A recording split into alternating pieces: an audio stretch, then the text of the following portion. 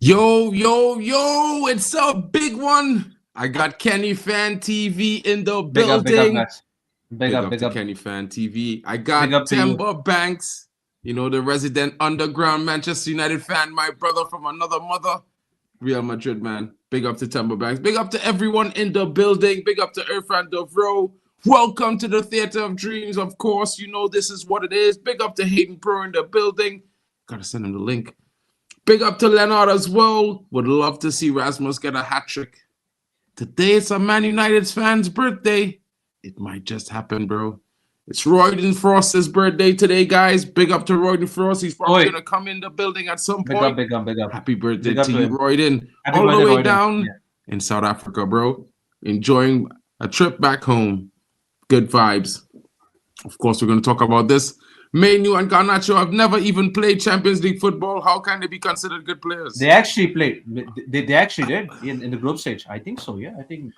Well, of course, they play Champions League football. You know what I mean? But let's just leave it at that, guys. Let's just leave it as that. Big up to halftime with Vegeta. Big up to Jones Mandamela. I remember Sir Jim talk about buying the next Mbappe instead of the real Mbappe. Yeah. So he says. It could be Ethan Mbappe. It could be Ethan Mbappe. Could be Ethan. You never know. It could be Donatello. Must be a turtle. You know what I'm saying? Big up to Eddie's Football Waffle in the building. I think United win this. Dropping a like. Big up to homie. Big up to Dino. Yo, I'm itching for some more FC, bro. Can we do something about this evening after the game? Let me know, broski. Well, I'm not in South Africa. No. Royden is. And Timber Banks is. Yeah. I mean Johannesburg, man. Johannesburg. He in Joburg. So guys, without further ado, let's check this lineup here and see what's happening. Interesting times as we face Fulham away. It's the Craven Cottage Masterclass. I'm gonna call it that from the beginning. Big up to Ricardo Pereira in the building, because Amarim is going to do the job. Do you see that team? I like that team. It looks nice. But let's look at the Fulham team, because it doesn't look so nice. Leno in goal has been having a decent season so far. Castagne on the right back. Anderson, Bassi paired in the centre-back positions. And Robinson, a player that we've looked at for Manchester United left wing-back role. But not the time. Sander Berger, the one that was reported that everyone was like, he's that guy. Well, today we will see if he's that guy. I couldn't wait for this game, guys, because I just want guys to see when we destroy Fulham today, why we didn't get this guy and we got Ugarte. Right there, man, them. Lukic partners him in that DM pivot. Then you got Iwobi, Smith Rowe, and Wilson up front. Of course, Jimenez has been in some goal-scoring form, so he is one to watch out for. He's definitely going to be interesting going forward for Man United, a certain threat. But of course, we got Onana in goal. I don't know what to say. I'm feeling quite unfortunate at this moment. I'm upset. I'm trying to stay positive. I didn't look at the goalkeeper just now. That's why I was happy with the team. I'm totally assuming it was Altay in there. Now I'm a little bit despondent. But we move. Let's move from the goalkeeping position of Man United. It's a woeful situation there. Now, Martinez, Maguire, and De Ligt. That's a good back three. You got some ferocity. You got the slab to protect any ball coming in the air. And you got De Ligt, the man that hunts you down on the flank. Let's see what happens. There. Delo, Bruno, Ugarte, and Mazarari. Bruno is back in the 8 role today. Was having some good performances there, especially in the last game and the game before. It's going to be interesting. I expect him to get on the scoreline tonight once or twice, definitely with an assist as well. Possibly it's going to be some goals for Man United. Trust me, guys. It doesn't look like it, but I can tell you, I've seen the future. We got Garnacho partner with Ahmad, a guy that everyone has been saying he doesn't suit the system. It's time to go, but he's been starting every game. It leads me to think, does he really not fit the system? Is he really leaving? It's left to be seen. Højlund leads the line. I know, shockingly to some, especially to me, I thought Joshua Zirkzee would have been in line for a start tonight, but we went for pace and power. Let's see if that works out. How it goes, we're here for it. Big up to Dino. Got my champs to do today, mate. Can play clubs tomorrow if you want. Let's see how it goes, bro. Big up to Tommy Boyle, and Irfan is like me, no confidence. Sachiv, how you feeling, broski? What's good? Yeah, not bad at all. Yeah, it's been a chill weekend. I got to watch like a lot of various Premier League games, and out of all teams, I've been really impressed with like Bournemouth, man. The way how they slapped Nottingham Forest. Wow. They are that team. I think I remember Drex mentioned me last season about that Bournemouth manager. I was like, I'm like, okay. But right now they've been doing best, and I think they had like 9 games unbeaten in their last 9 games or something like that. My goodness. My goodness. But anyways, onto our game.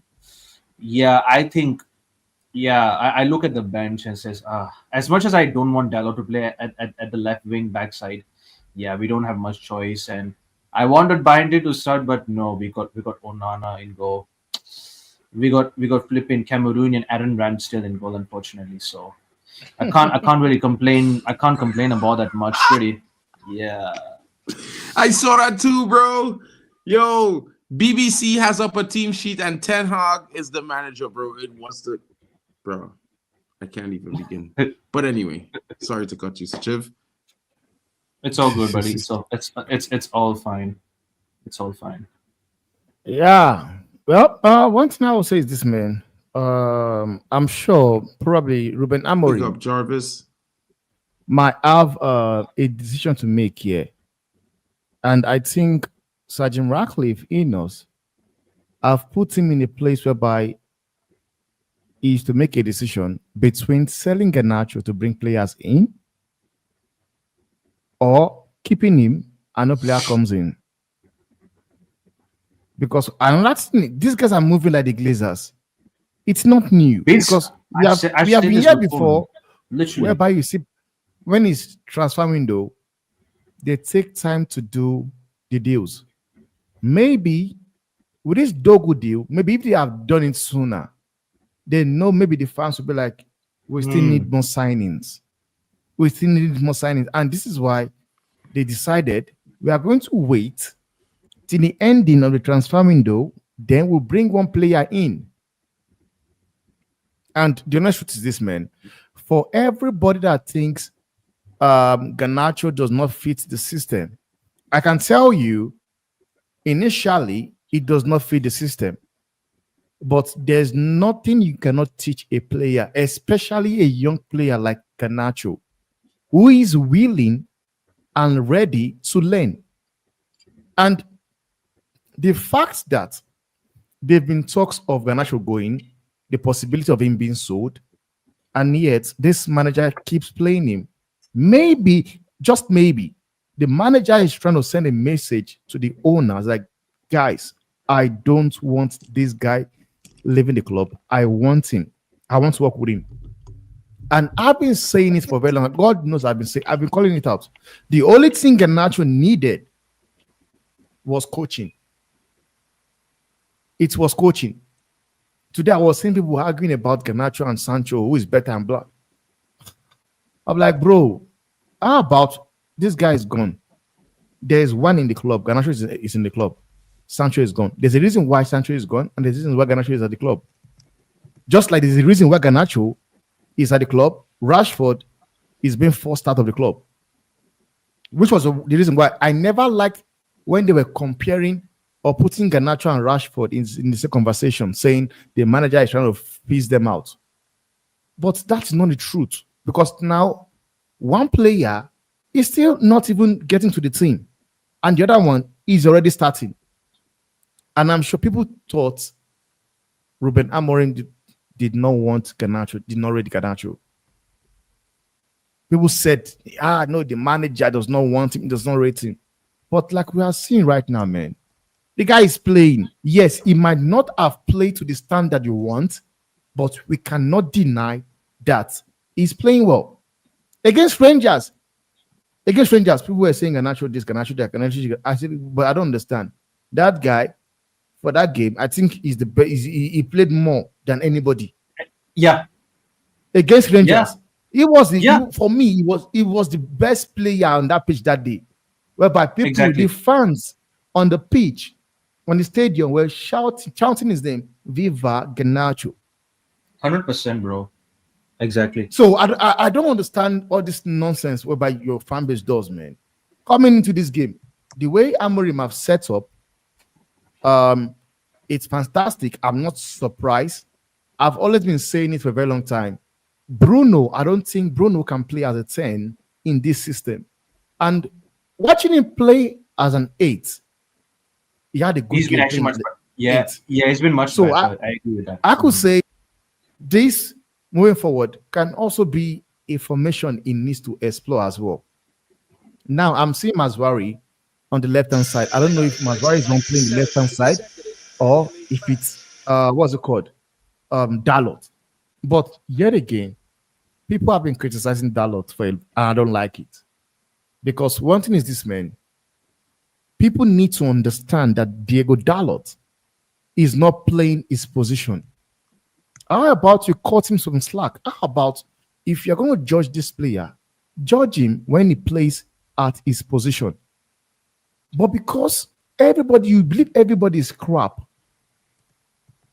get him out. The same Dogu people are talking about, go and overspend. I watched him play today. That guy is bang average. And that guy is also CS prospect. Honestly, the three goals that was scored aside the penalty was from his position. So this thing whereby you get linked to a player, people go to YouTube and look at compilation of that same player, looking at I genuinely hope and pray like I don't know. We will most likely will get him. And that's my gut feeling. But all I want to say is that I just hope we just don't overpay him. If this lease still demands 34 million pounds or whatever it is, just walk away from that deal. Just walk away. Absolutely. Just walk away. Just like what Fabrizio Romano said. He said Manchester United might meet the money they want. But one thing is this, man, and I'm still confused. You have Alvaro Fernandez that you can call back to the club, 16 million pounds. Bro. 16 million pounds. I watched that kid played against was it Barca? Yeah, Barcelona. Yeah, in the first half, he could have at least 2-3 assists in the first half. So you guys have Pratt running the club. So you have a player, and I'm sure Alvaro Fernandez will be open to come out to the club. He will be open if he's guaranteed that you are going to be. Oh my God, games. Anthony Taylor. Yeah, Anthony Taylor. Yeah, I saw. Another. If they guarantee him of playing game time, he will come back, and it's just 16 million pounds. Go and get the deal done, because it's crazy. When that club is being run badly. This kid was loaned to Granada. The loan spell did not even finish. Benfica went to get him. It is because Benfica, whosoever that is a Scott, that Scott players of Benfica, does incredible job. Goes there to Granada, see the player, they call him back on loan, sold him to Benfica. We're off, people. We're off. Let's go. So why I did not cash in or doing that? What's it called? The what do you call it again? The calling back activates the clause of 16 million pounds. It's 16 million pounds. It's 16 million pounds. Sometimes you are allowed to make ruthless decision, like what Chelsea did with Chalobah. We don't want you go and train with the academy. Okay, he was able to go on loan at Crystal Palace. Chelsea are in a position whereby they needed a defender. They called him back. How about you call this player back? Let him come to the club. No, they would rather go for a player whereby I watched him play today. I'm sorry, that guy is bank average, and I think 35 million pounds is a lot of money for that kid. 100%. It's a lot of money. I would rather use that 35 million, add of 40 million, go to AC Milan, give AC Milan for Thiago Hernandez. Call this guy, call him back. 60 million pounds. They're better players than Thiago Hernandez. So all I keep hearing is Thiago Hernandez, Thiago Hernandez, Thiago Hernandez, Thiago Hernandez. They're better players than Thiago Hernandez, right? Yeah, I know the price tag. Big up everybody in the house. Big up Kenny Fan TV. Big up man like Timber, man. Big up everybody. I know there's a lot big of up posts about the club and how it's been run and all of that. Some are saying call about Fernandez. There's a reason why they let the boy go. There's a reason why they sold him, right? If the reason is not a genuine one, if the reason is not real factual one, then call him back. But if there's a reason and they're still seeing the reason why they let him go, then so be it. There are better players than Alvaro Fernandez out there. There are better players than him. There are better players than even the Tio that you're talking about. And also, Drex. Let me finish. People are saying the only downside I have towards this old Dogu thing is if he's more than 20 million pounds, do not buy him. That's it. I don't care. I don't care. I get you. I don't care if he's a prospect. I don't care if he's the real deal. Bro plays for Lecce, right? It's the same thing we are saying. People are saying crying out for Cunha. Just pay the money for Cunha. Okay, why don't we just pay the money for anybody? Bro, this club is in a state right now. All right. The club is in a state, in my opinion, right, that they're trying to balance the book. Now you could call you could have the negative side towards the Ineos and all of that because they came into bed with whoever they did with the Glazers, right? But they're trying to clean up the mess that has been in the club for the past 10, 12 years. They have come in there and be like, yo, what is all of this? Don't forget that they have.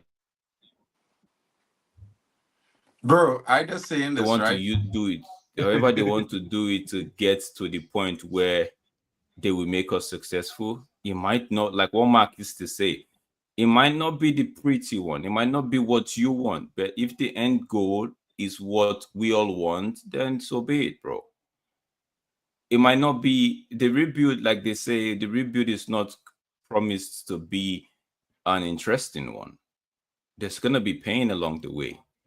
Right, but if the end goal is what we all think it will be, then so be it, bro. You must not a lady that is pregnant, right? A lady that wants to conceive that's gonna have a baby. The first 6 months or the first 9 months, it's not an easy one for her. If you know what, even for the partner, it's not an easy one for them. But at the end of the day, right, when that baby comes out, there's joy and everything. So for me, that's why for me, I just take a back seat and hear everybody talk. I'm like, bro, I don't care. Me, I know that this club is in a state. Mismanagement, 10 years of mismanagement is not erased with, if you like, get the most expensive eraser in this world, it won't do anything. Right? So it has to be brick upon brick, layers upon layers. It's not just snap of the finger, abracadabra, and everything is happening. No. So for me, I agree with you when you say don't spend too much on that boy. That's the one I will agree with you. Don't spend too much on that boy. However, if there is a player that, quote unquote, is ready to go and is better, or has the experience, then and it's maybe 5 million eggs, you could get him for like another. Because I wouldn't spend 40 million on Tio Hernandez just because he's a Tio Hernandez. What if he comes and doesn't make it? What if this boy comes on and it actually 1-2 months he's already in groove? He's in the groove with it. So what we are just saying is we are just assuming things based on what we see at the moment, but it's not like that all the time. Someone once said,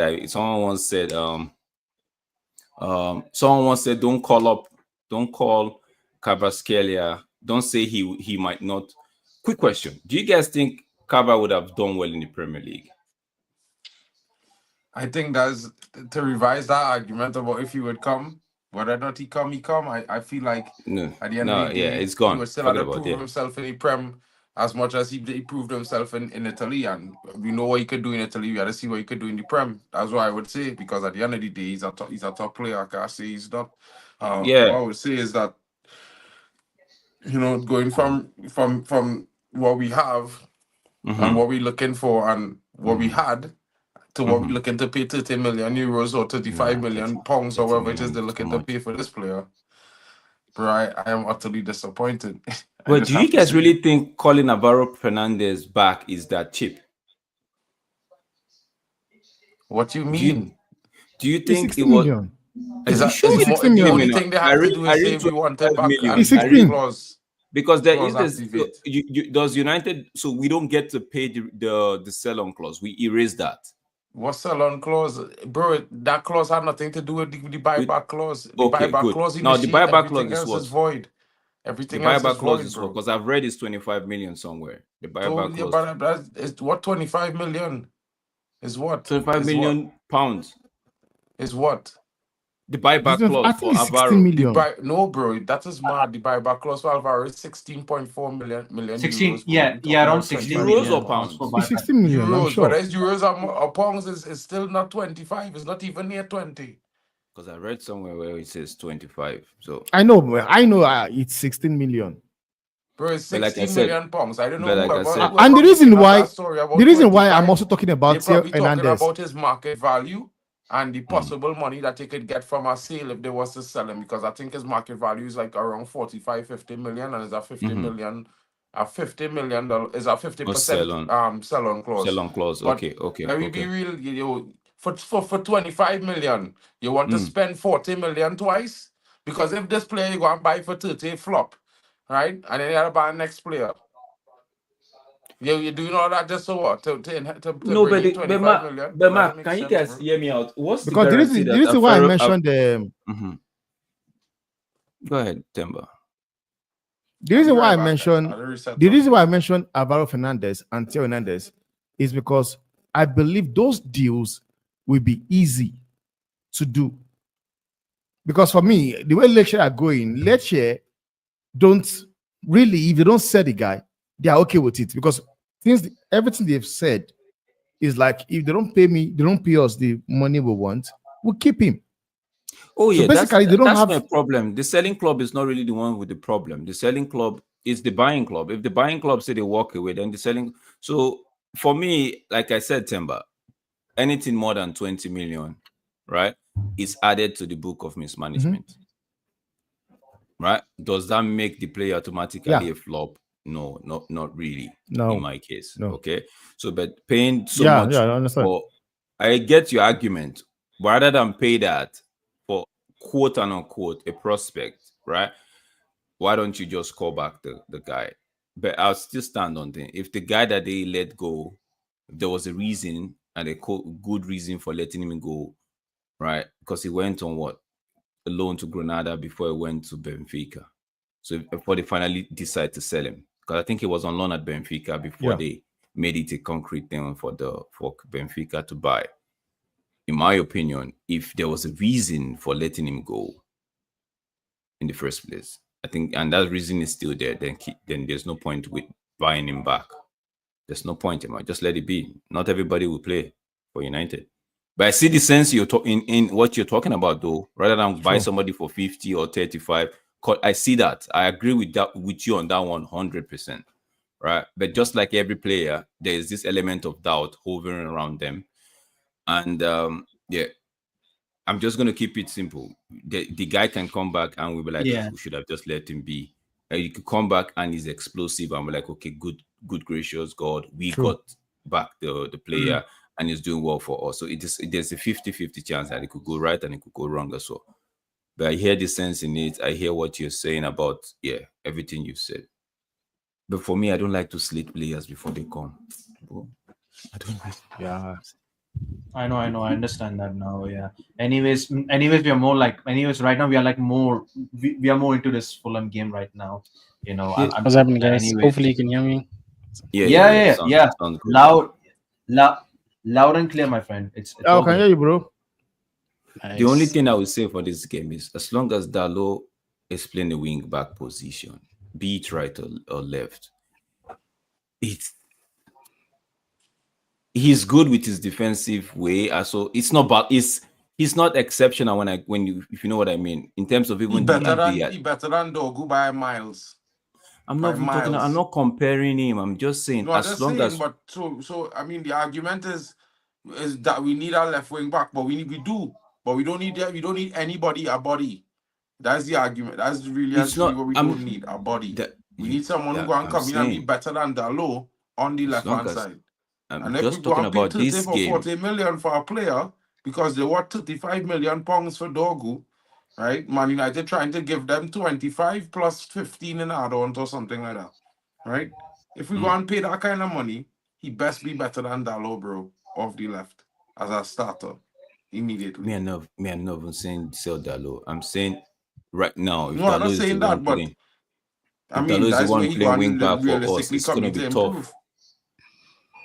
It's going to be peak. And whoever we are getting should be, like what Mark is saying, should be able to improve on that position because I see Dalo get a lot, whether he plays the right wing or the left wing back, he sees the ball a lot. Imagine a danger man. So let me just say, for example, I know he would not play that. I know he might not even play the wing back. Imagine even the Bernardo Silva playing that position with the old trickery and all of that. And with that so much ball, this thing he's seen. I'm just saying, right? Someone that knows how to use the ball, dribble his man, put in a good cross. You know, somebody with technicality, good technicality. Imagine that person on your right wing right now with all those ball possession that he tends to have. It will be happy days, bro. It will be happy days. Honestly. Well, the game is live, guys. It's enough for transfer talk. Let's talk about the game. Yeah, I know. Yeah, let's talk about the game. Nice I'm just bored of that transfers. Yeah. I'm talking about the game. I'm talking about what I'm seeing right now because he's playing the right wing position, wing back position for me. Fair. And I love that's why I said I'm not saying it. I'm saying the way he positioned himself when we're in the attack, right? He gives himself so much space so that when the ball is even coming to him, right, he has time. Dalo is a very, very good player, man. Intelligent player, honestly. Wait, who? When he's playing at his wing. Dalo. Okay, Dalo. Okay. For me, I think he's a good player. Like, playing at his position is good. I'm sorry. Just that because he's playing left back, people don't get to appreciate him. And it's not a good one for me, man. Temba, even at the left wing back position, I'm saying he knows how to make the defender just forget about him. Whether it's the defender forgetting about him, I don't know, but he makes himself in a way that they don't think he's there, but he's there. The minute the ball gets to him. Riff? Oh, wow. Okay. And that's a free kick. Yo, big up. Big up, Bali. Good. Expected penalty calls and expected ref is on shit. Big up, Bali Tech. Big up to everyone in the chat. Bruno, bro. What was that? Bruno. Wow, what was that from Fulham? Raw riff. This ref is bold. Who expected Anthony Taylor. King Thief. King Thief. I'm Thief, bro. Bro, Anthony Taylor and them men need to meet some foreigners, bro. They need a bottle. That man just handle the ball all the time. I think in the box, no, Martinez, bro. Good at I don't know. Nana's playing in that situation. Should I make one game an extra knee, bro? Wait, what did you say? No, but Onana came out to make himself big now. What else bro, that's not make yourself big. Come off the pitch and make yourself you all should stop this thing. Analyze the game per game. Stop doing the previous. Don't bring previous notion into this game. The man made himself look big. They just showed the replay of Onana. Brother, the man look like a juicy fruit, bro. You know them squishers? Them juicy fruit squishers. I'm just talking about the replay I saw. I was just asking about the replay.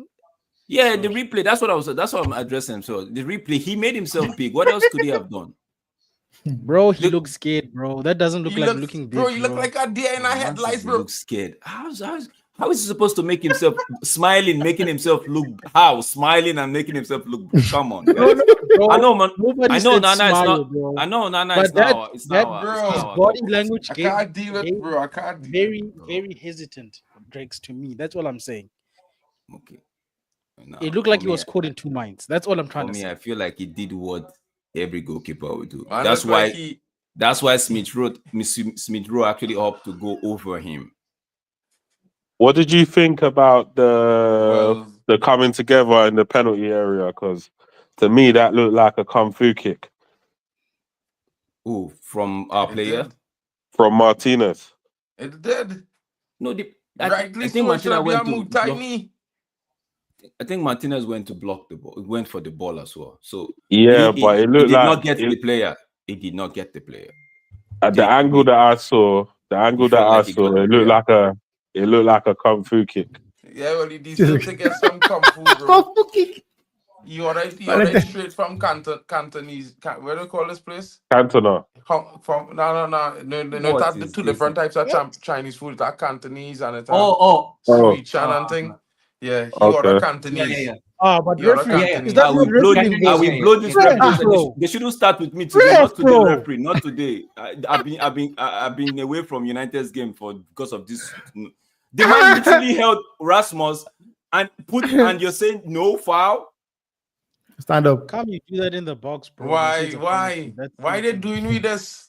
Why they doing this tonight, bro? But can't Rasmus learn? Yeah.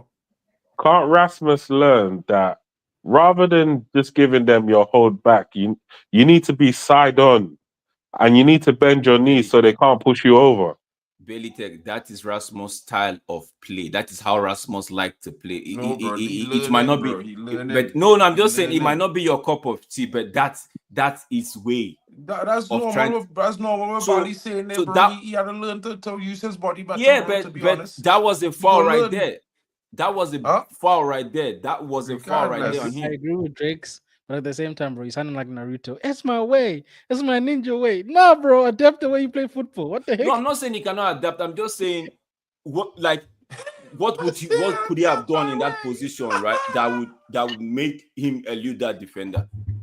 If he you have to look at how Lukaku holds off defenders. He doesn't give them his whole back. He goes side on with his forearm, in it's kind of like to block them, right?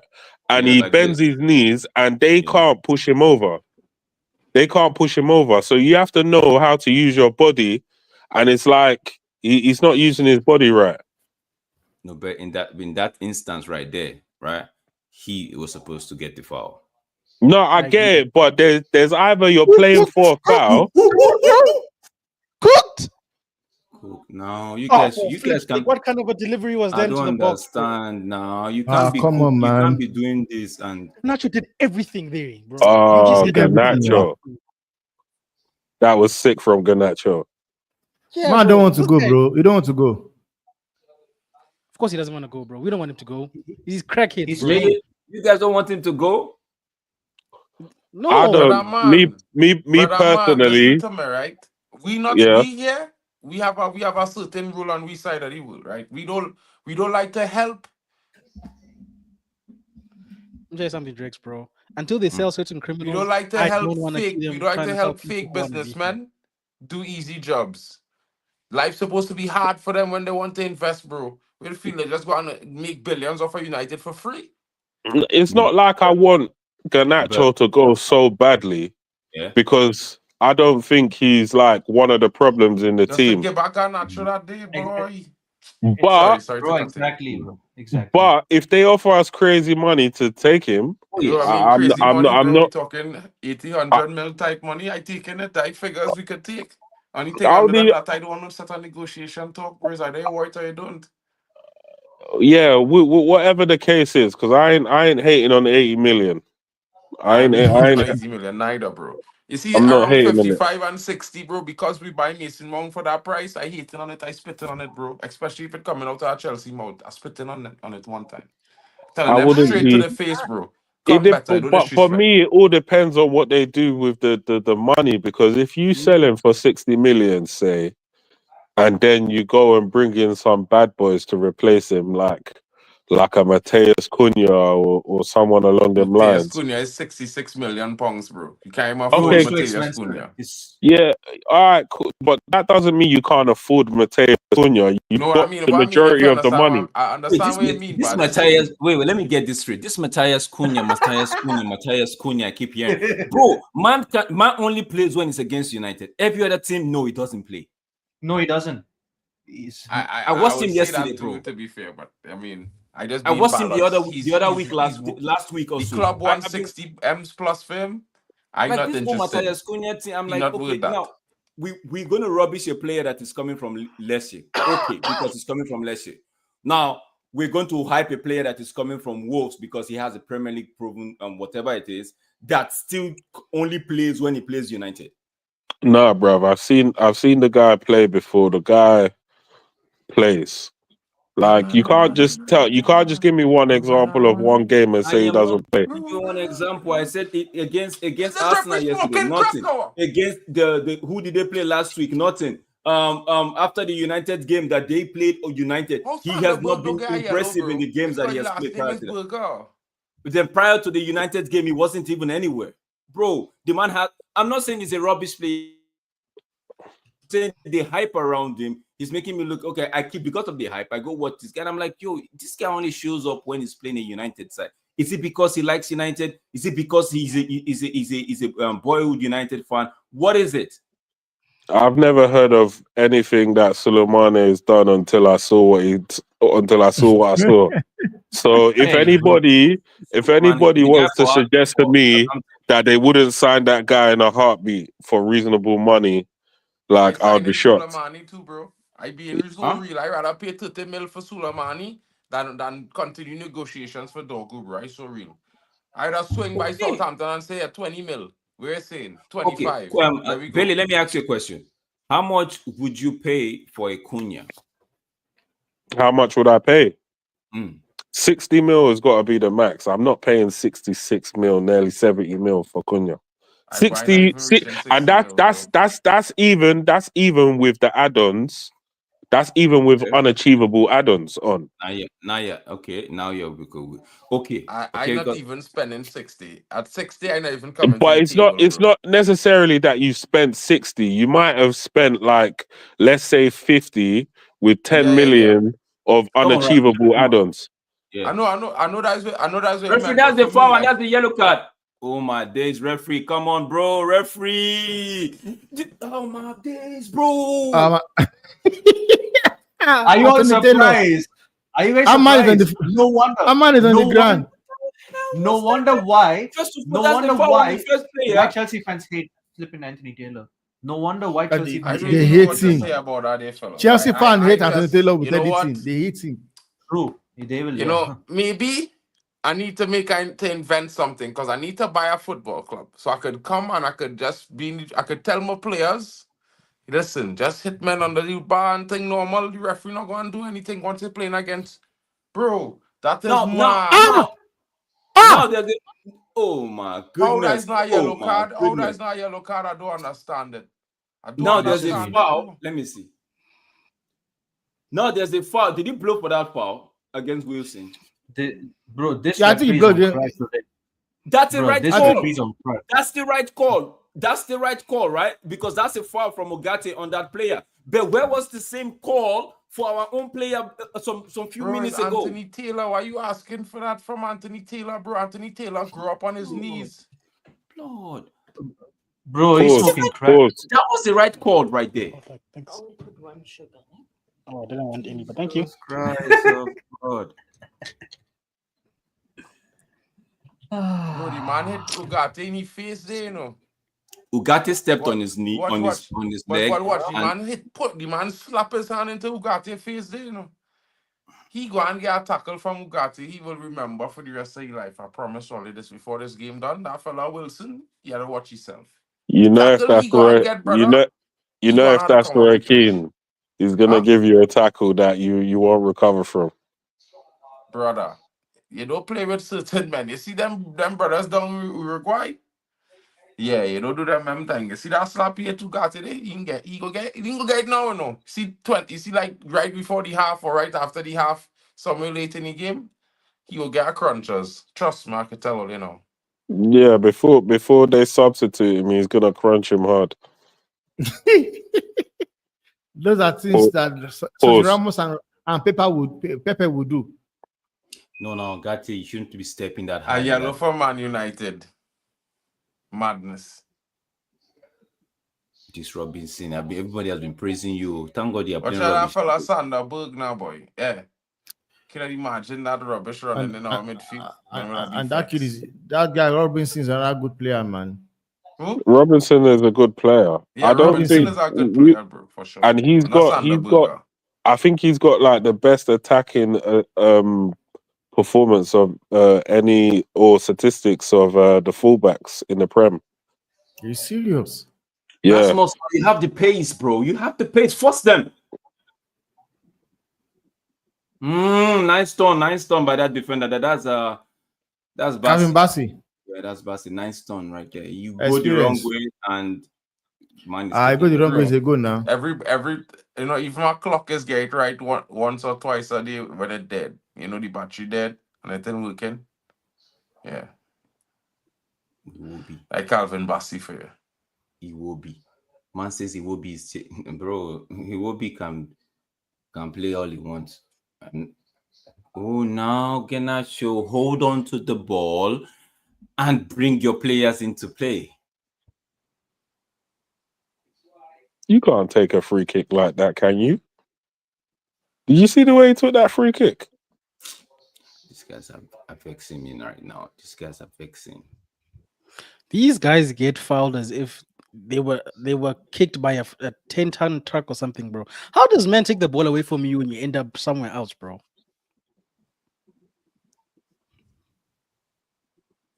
Maguire, thank you for putting a bus stop right there. You had put that in the air for Ahmad days or we is off to the races there, you know. Academy players in this situation. Okay.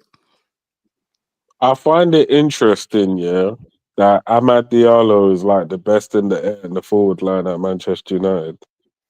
You what? I said I find it very interesting that Amad Diallo is the best in the forward line in the air at Manchester United. Why would you say that? Because our attacking players in the air are shit. Air, you say no? Yeah, in the air. Yeah, our attacking players. You can't just climb on people, you know? What the heck? Like, bro, Rasmus is shit in the air. Xerxes is shit in the air. Rashford is shit in the air. Yeah, he has actually. We don't put crosses in the box enough. The last time I see him attempt a header, he was clearing a ball from in front of the goal. No, he scored headers for us before, man. 1 or 2? 1. I think more than one. More than one. It was more than one. 4 years ago. No. Even this season. It was 4 years ago, bro. This season as well. Bailey, the thing you should be worried about is the amount of cross we put into the box. Not the one cross in every. But if all of them were good at headers, don't you think they would cross more into the box? Yeah, but none of them good at headers, though. All of them. No. The bottom line is if they were good at crossing. I feel like we should stop complaining about the one, like just like saying. When a man if a man gave 2 balls in the box that reach him in a game at 90 minutes, bro, we should be complaining about why he not getting 10 or 20, bro. Simple, bro. Because realistically, he not getting enough. You see Robertson right there. Robertson has put in 3 cross into the box already. 3. What our player done? I will be complaining about the man who not putting in the crosses more than anything else because he's not doing his job.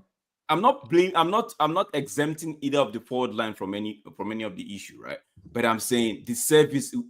We have said it countless times here that they will take out Rasmus, and all of a sudden we're crossing. Even under Eric Ten Hag, Ronaldo was in the game; they would not cross. The minute they take him out, Because I that's don't certain players who understand. don't like to pass to certain players, bro. So I don't understand. That's one angle. So I'm saying it's been a running theme in this current United and this club. I feel like they don't know how to cross the ball. They do not. No, they do. They do know how to cross.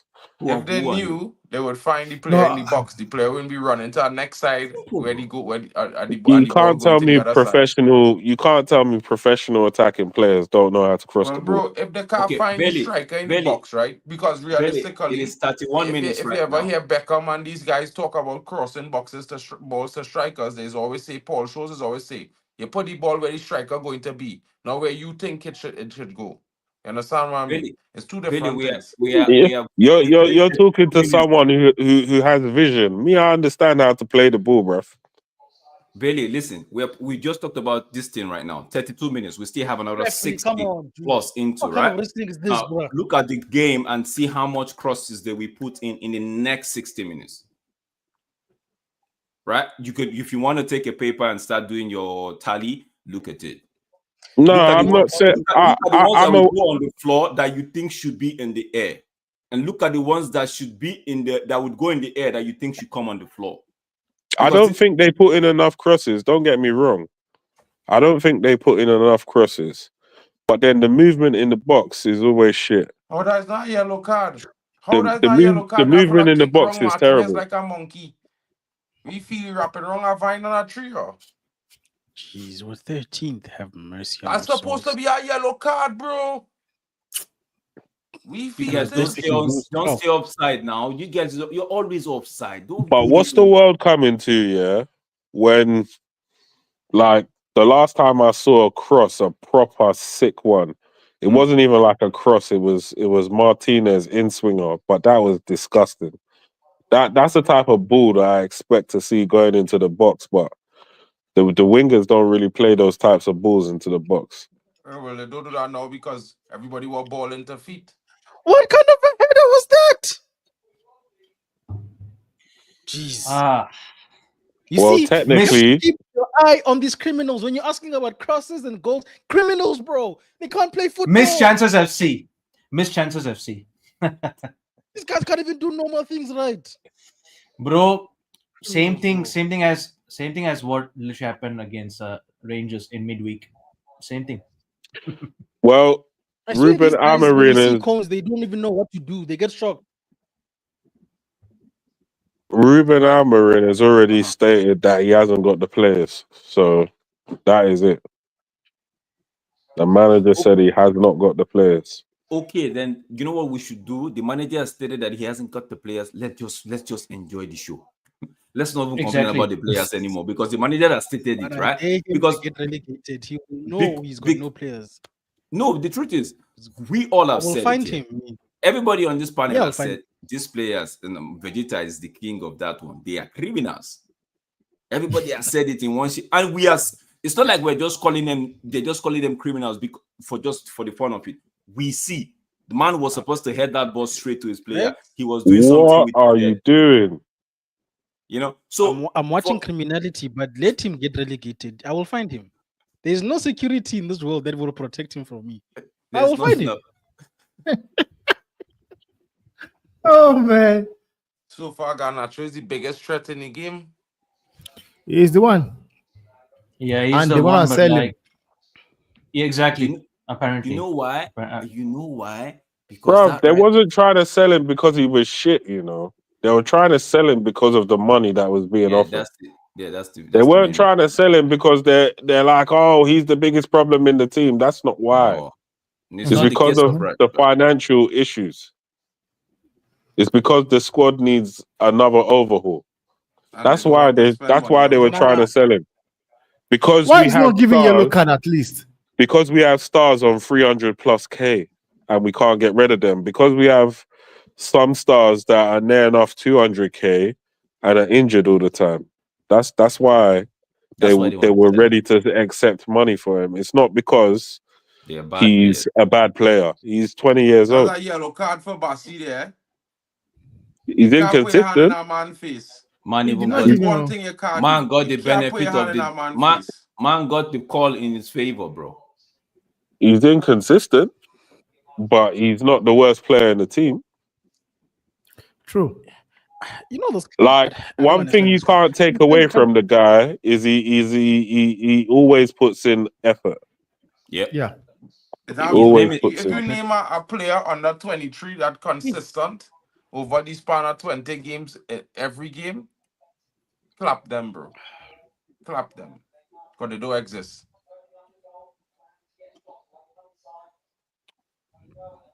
Come on now.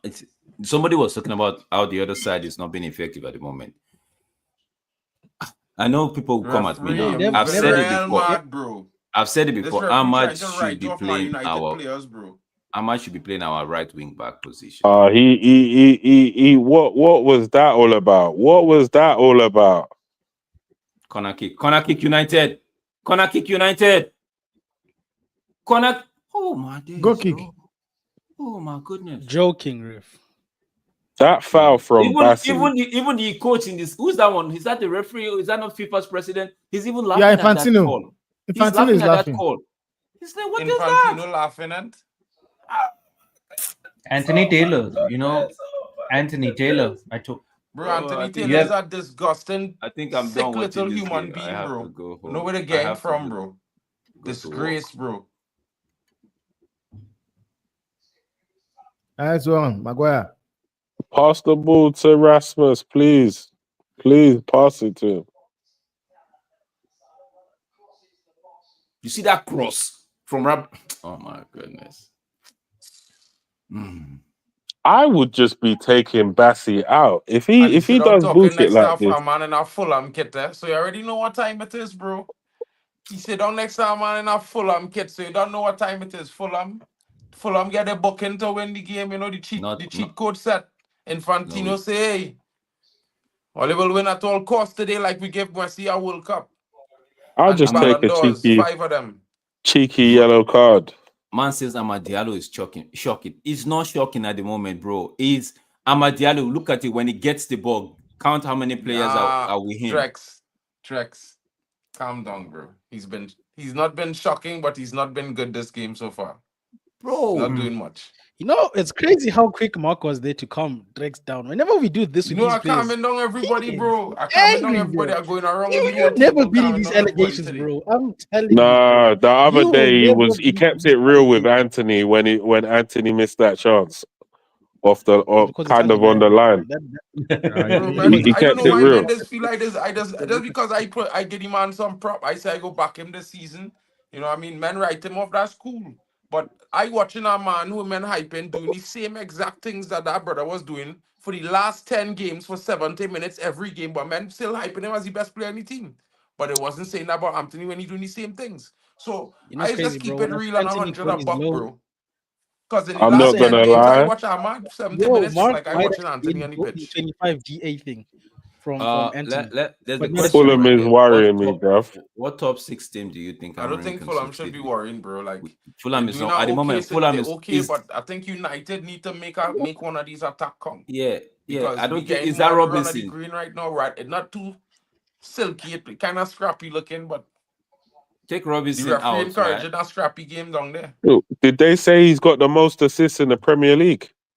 Who? Or the second most assists? I think I just saw a stat that says Robinson has the second most assists in the Premier League. Sorry, guys. Referee, is that not? But this Basti now. This Basti need to take elbow. This Basti need to take something. No. All right, pause. Niger boy tax. Needs to take something. Niger tax. This Basti needs to take something now. I reach back and start to rub United. You know when I go to games, it has come correct. I feel like they know. They know, the pitcher's arm. I have a pitcher's arm. Needs to so hold something, bro. Either his feet or his eyes or something. Rasmus needs to swing something, bro. Rasmus needs to rough you up, bro. Bro, this is the time I want you to listen to me. If I Rasmus. Now Mark is the next time I post it up on Bassi, he gained one elbow. I can't watch me. See the elbow he will get? He gotta hold it because I had driving it straight in. A real short. Make sure the tip of the bone alone. You want to make too much. That's it. Yellow card. That's it. Okay. Hey, yellow. Ref, your mother. Sander Bedge. Oh my days. Yeah, man, they want No to yellow stand card, up though. without No yellow that. card. Stand up, all these No yellow. Sanderberg fans. Stand No up, yellow. Sanderbergers.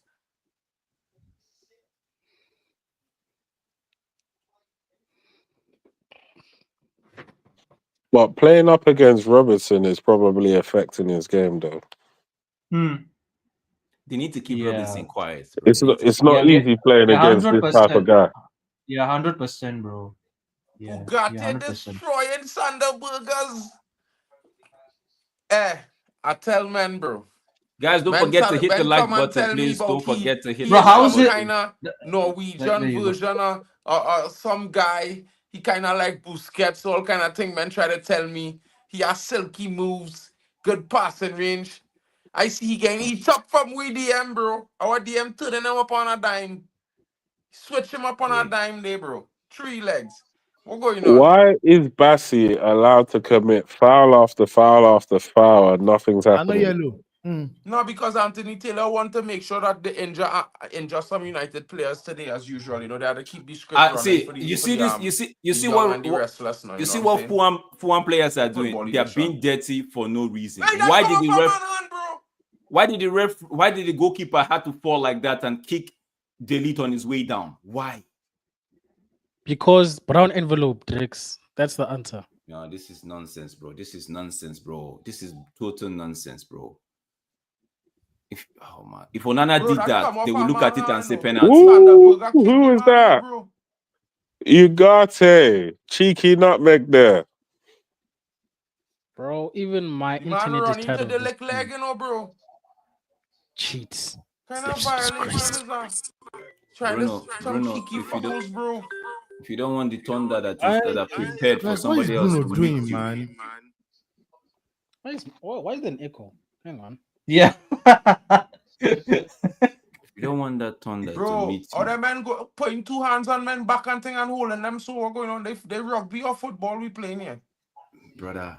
I didn't know we have a rugby team. I know if it's my player holding on to that guy like that way, review VAR. Obstructed goal scoring opportunity. Ooh, Rasmus nice. That was a nice one there. I want to see more of that fast thinking. Bro, just beautiful. Stop it, You're not Man United streamer, sister. Stop it. Right now, positivity in the universe. We want to win.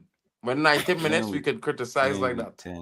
Keep the energy positive. We need a victory today. 3 points is important. That's why I just choose to keep quiet, bro. Because same, bro. Mark, she keeps it real. I don't feel like he's playing with 10 men, but he's not that guy. No, but Mark, it was you who called it out. She's making an opinion. If you don't like it, then just don't call it out. Just leave it. I am not. What? Who said what? Claim of, it's like we would say playing with lots of players is like playing with 10 men. I just say it about Ericsson all the time, bro.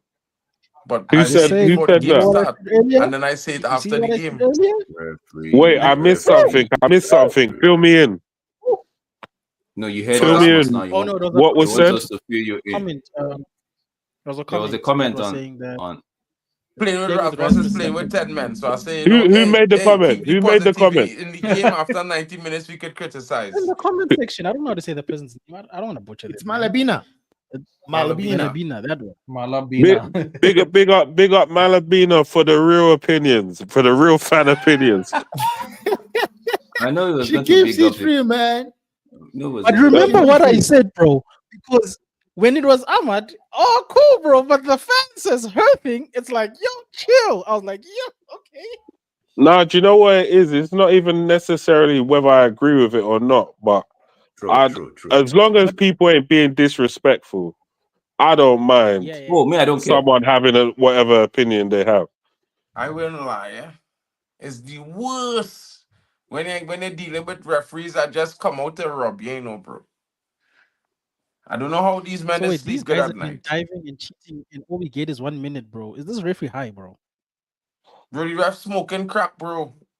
It's like all of them is just 1 minute. That's the don't worry, very soon they will catch him like David Kut. But I think for me, I can't lie and say that I was a bit disappointed when I saw that he was in the starting lineup. I was disappointed. But who do you guys want to start? Do you want Zexis to start, and all of a sudden we say, "Oh, he's good coming off the bench"? What is it we want, bro? I wouldn't have said that. I said I wanted him to have a run of games. I've been saying this for run of game game doesn't actually necessarily equate starting. Yeah. Run of games means starting, bro. Once you say run of games, it means starting. Yeah, it does. Okay, let me tell you. Okay, what? Wait, listen. Wait now. But that's what I mean. That's what I mean. Finish. What? Let me finish now, Mark. Can you listen? Listen, Mark. What if he plays 45 minutes? What if he plays steady 40 minutes every other game? Run of games, Rex. I want him to start the games. I want him to say you want him to start the game. Run of games doesn't. Yeah, but Drex, what I'm trying to explain is the terminology are run of games. When you use it means that run of start. But it's okay. It's the context. Yeah, the context Bailey, of when I said run of games. I get you, Bailey. I get you. But for me, a player can start a game and have just 20 minutes or have 30 minutes, and it's but that's not what I want. I want him to. That's different, but. I'm basically saying you're talking around games and starting games, bro. That's 20. Yeah, I'm basically saying I want him to have the shirt. We want him to start games and get hooked up after first half. Whatever, but I want him to have the same similar type of run to the run that Rasmus had starting, so we can now get a bigger sample size of what he can do. Because I don't think the playing a game here or there is helping him. I don't think so. And we've seen the big sample size of Rasmus starting games, and it's not looking good, bruv. It's not looking good. Let's not forget we played Europa on Thursday, guys. Let's not forget that. Players need to rotate. Let's just keep it this way. When we started the season under Ten Hag, we saw what Garnacho was doing off the bench, and a lot of people were like, "Bro, this guy's an impact. So bring him off the bench. He tends to know what to do when he come off the bench, right?" Some players, quote and unquote, right, might just be that, right? Yeah, they might be able to. We have two different conversations, Drex. You say you want him to. The man said you guys. Yeah, but understand, Drex. You guys not in that sense that this is not in the same sense. Yeah, you want him to start the game. Yeah, you want him to start the game. You want him to start games. Yeah, start the games. I get you, but it's not in the sense of Garnacho as an impact sub and that kind of thing. I think that's a different conversation. This is analysis we need for post matches. Right now, people, it is half time. Let us give our thoughts on the first half. Vegeta, you go first now. Go ahead. Yeah. First half was a bit dull, to be honest. I think we spent more time angry at the referee because he's just moving like he's on crack, bro. I don't. It's bad enough that our team sucks. Pause. Right. We have to deal with a bloody referee who's also adding to the misery, bro. But besides that, bro, Fulham have been dirty themselves, bro. Like they haven't really offered anything beyond fouling our players, bro. It's just been such a shocking game, bro, to be honest. There's no excitement. We've seen some nice touches here and there, bro. I'm not impressed, to be honest. It's giving 13th. It's giving our position on the table, to be honest. That's all I'm going to say. My opinion, right? This team, right, just need some shaking up. This team needs some shaking up. We need maybe a player or two to just come in and just shake things up. Like give us something, bro. Because right now when we are playing, right, it feels like Ahmad now. Somebody was saying Ahmad was shocking, but Ahmad has been caged in this game. Two, three players are actually going on him. You see Bassi actually supporting Robinson to make sure they keep him calm. Berge is also doing that as well, right? But on the other side, even the same thing. Garnacho is just finding a way, but it's still not clicking. You understand what I mean? So it's still not clicking. So this is where the fullback, which we started this conversation in the game, the game when it started. This is where that fullback comes into play. Every time maybe even what's his name that's gone Anthony. When Anthony comes off the right wing back, you see the influence he has on Ahmad, because Anthony himself takes out one or two players. They are scared. Oh, Anthony might be shit to us United fans, But to the player out there, no, they know this guy he has trickery 1 or 2 in his sleeve, up his sleeve, that he could do. So it takes away the pressure from Ahmad. Same thing, if you have somebody on the left wing back, right, in playing alongside with Garnacho, that can take the pressure off, right? That's what I mean by just needs some sort of freshening. It's going to shake up something in terms of personnel. Dalot is not a bad player. Mazraoui is not a bad player, right? I don't think they can play the wing back position properly, right? I don't think so, right? So that's what we are saying. That's why it feels like it's stale. You're looking at it, somebody said in the chat, the eyes burns when he's looking at this, right? It feels stale because now the Rasmus we were saying, oh, it feels like we're playing 10.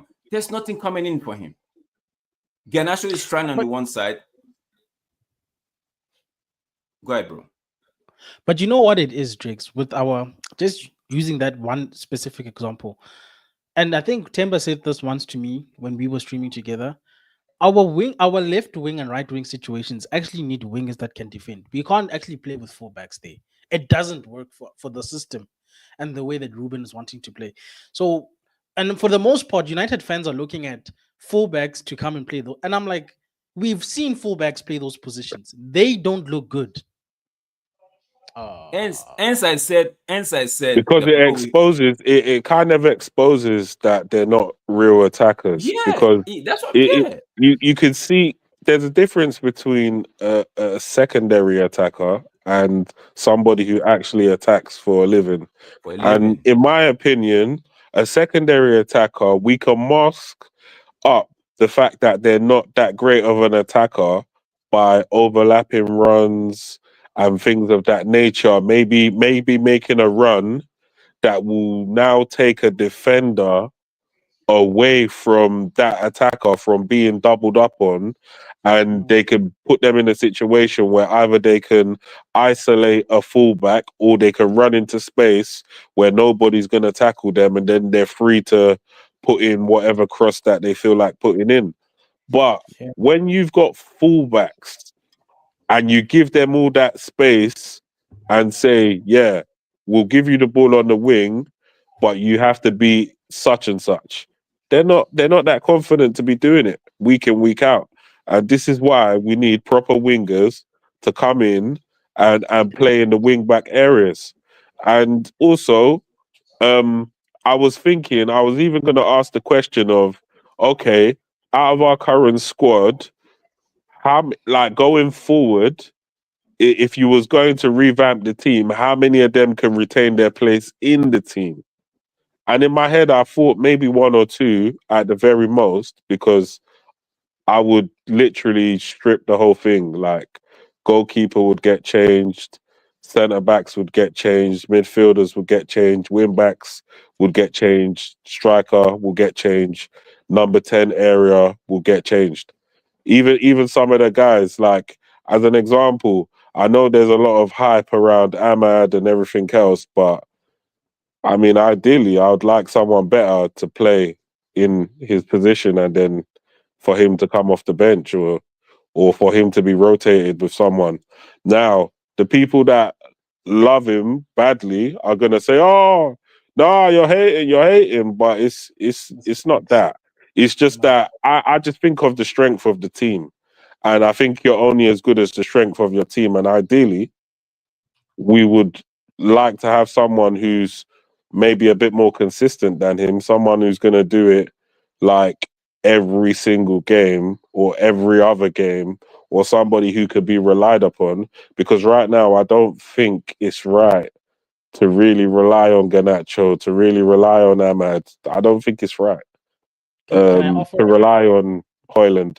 Yeah. Can offer a different perspective before I hand over to either Mark or Timber just to give their thoughts on the first half.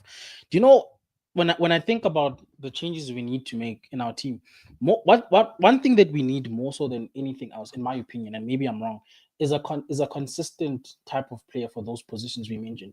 Because sometimes we're looking for the 10s where you sometimes need somebody who can put in a 7 out of 10. Because right now we're not even getting consistency out of these guys. As much as it sounds crazy, I would rather have a 7 out of 10 every week, left winger and left center back right now, because that left side was suffering like a great deal. because those people blow hot and cold, whether it's Lisandro Martinez or Dalot, whoever plays on the left side. So even in other positions like the 10s, we're not getting 7 out of 10 consistently enough. It's either you're gonna get like a nice 6.5, and then next week he decides it's gonna be a 2. We need consistency. I know we look at other teams and we think, oh man, I wish I had this player. But I swear, just having a little bit of a consistently good performing player in this team would actually elevate what we're trying to do under Ruben a lot. I know it's not what fans might want because it's boring. What? To have a But if you consistent can player? build the foundation on consistency, huh? To have a consistent player is boring.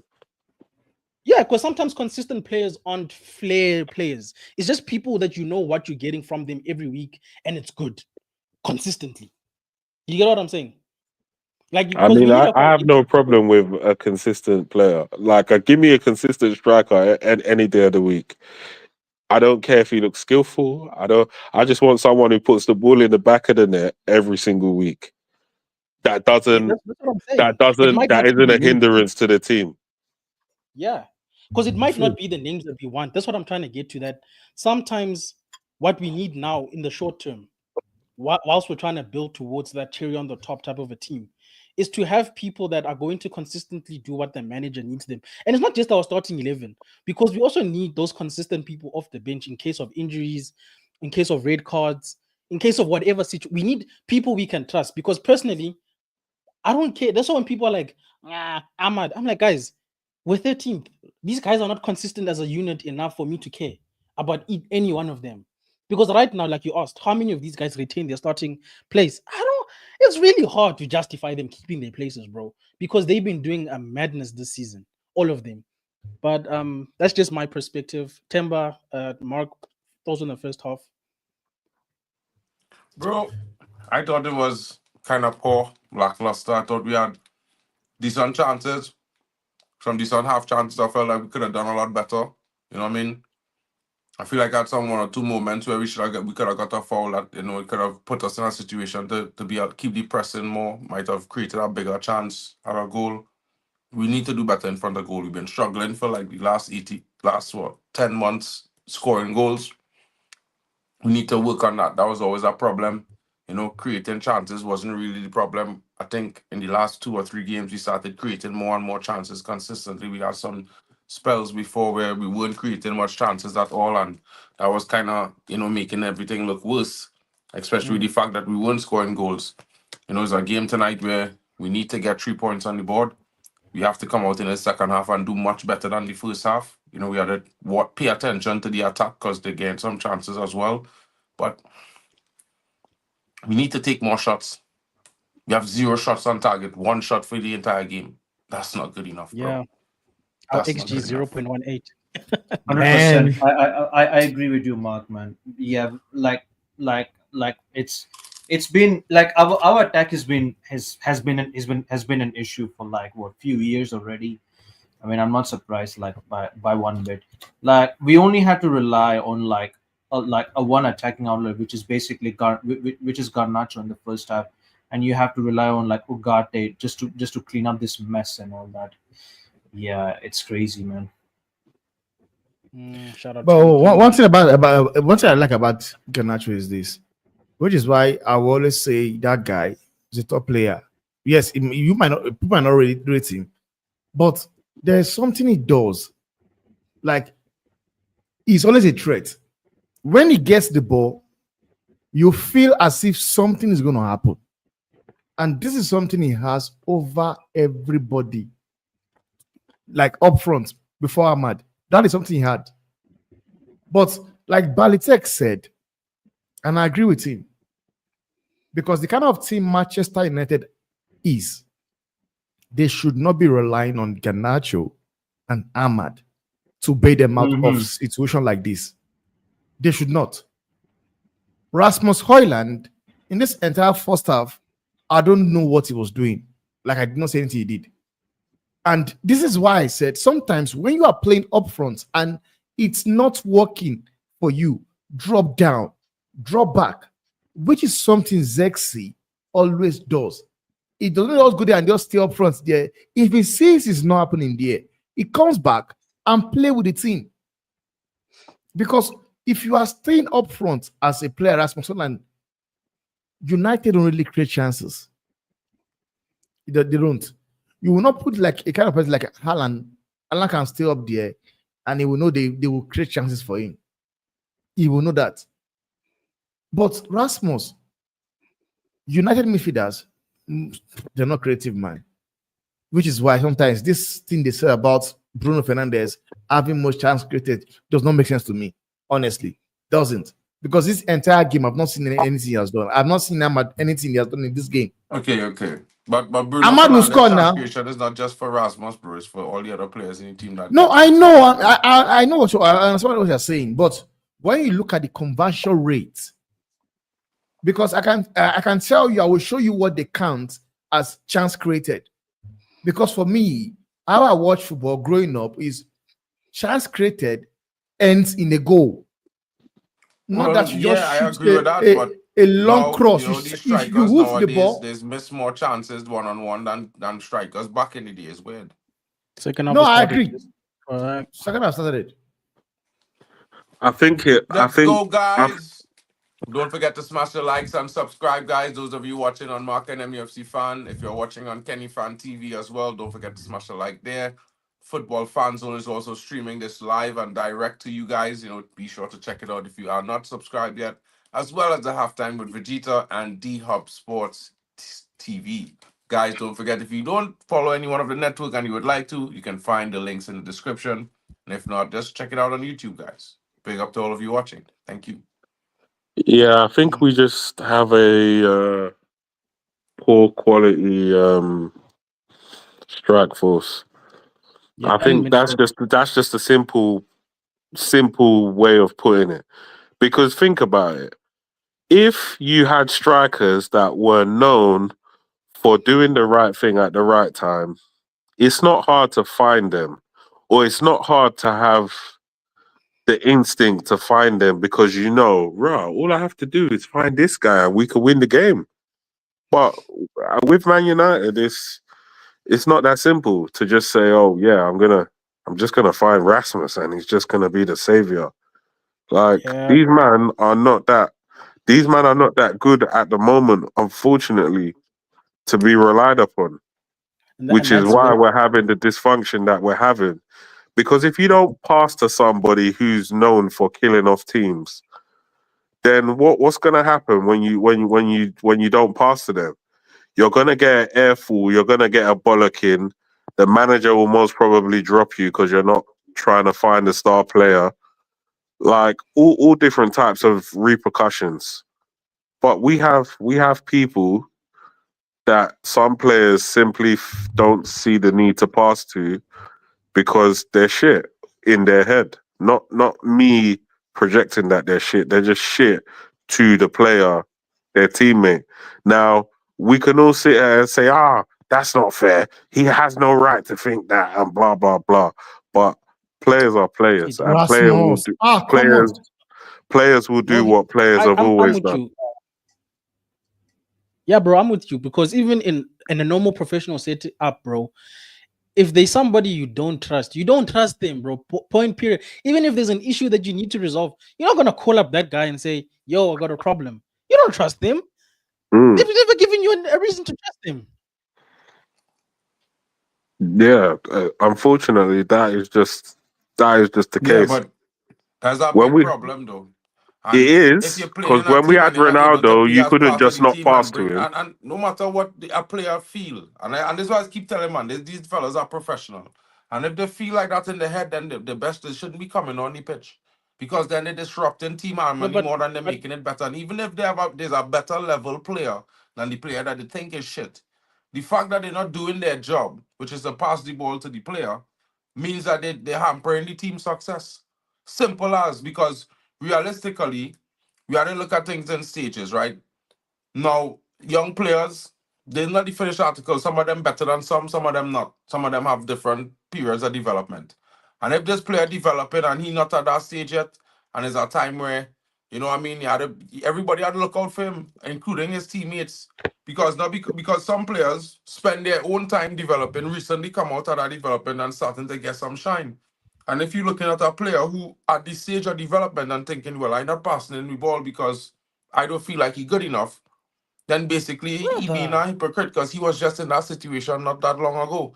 Whoever the player is. It's a scene when they come into a team like a Yeah, brand new but player. you're asking a man to No, feel bro. sorry I for am another only man. asking players to do their jobs, what they are No, paid to no, do. no. I hear Nothing you. I else. hear you. Simple. I hear you. Simple But the as. way you, I hear you.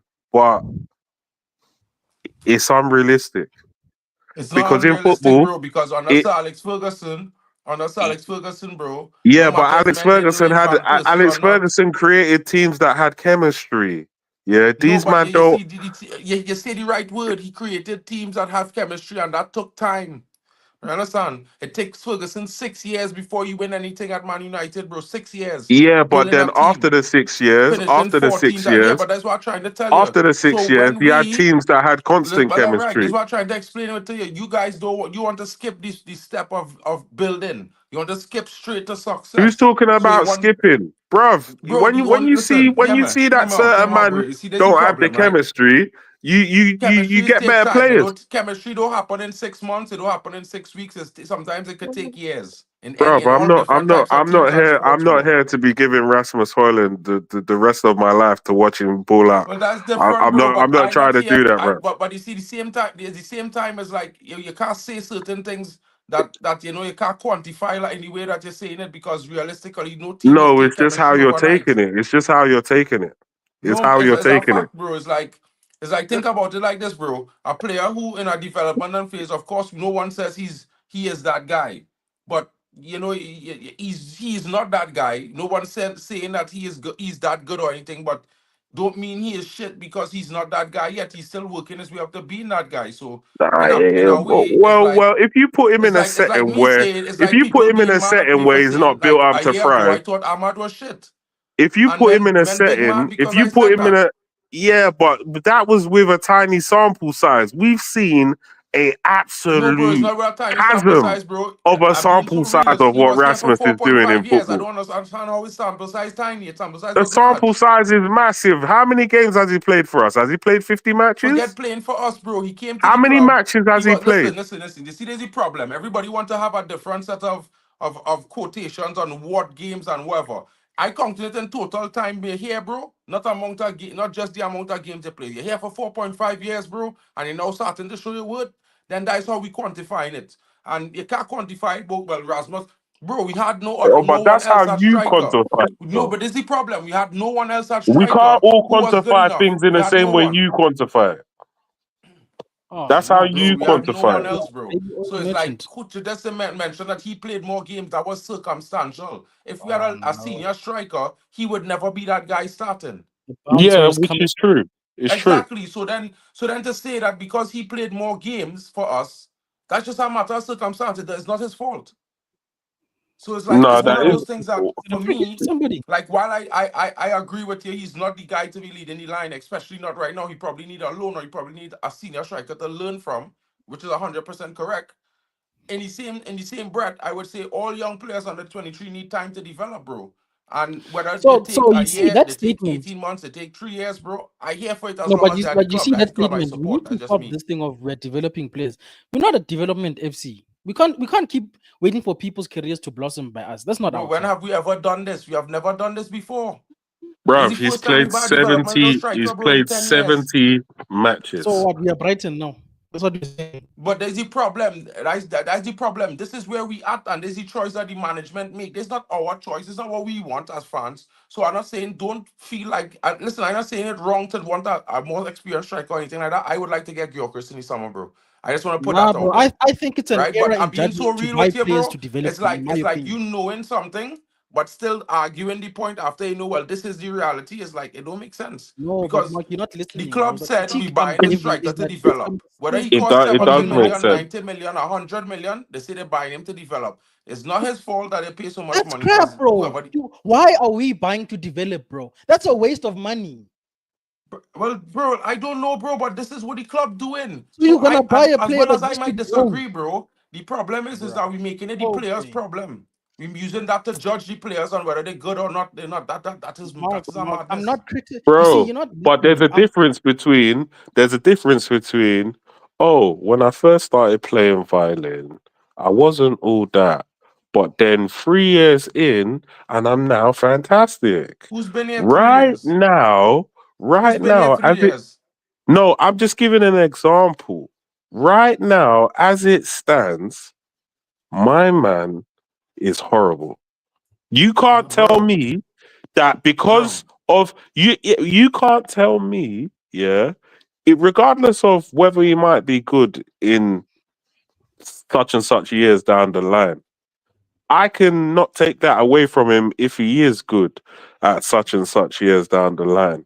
But I'm saying right now, as it stands, horrible, Well, horrible. well, that is cool and that is fine and that is your So the opinion, but that idea is that not. you can tell, the idea But that I'm you not can telling now you tell anything, bro. people, That's the problem. no, I but am what not I'm telling you saying to is do you're trying anything or to to say tell anything. I'm people just that saying they to you can't this, right? say, With the you're trying to information tell that we people what have, they you can can't say. Like, twist it what and now world? say We something don't and live in judge it that based sort on of that. world, though. I'm saying we What? don't live in that sort of world, yeah? You can have an opinion that you can't judge a player until you've seen his full potential. Whereas I can judge what I'm seeing now based off the fact that this is Manchester United, the position in the table that we're in is rubbish, and I can only, and it's not only him. I judge the whole squad.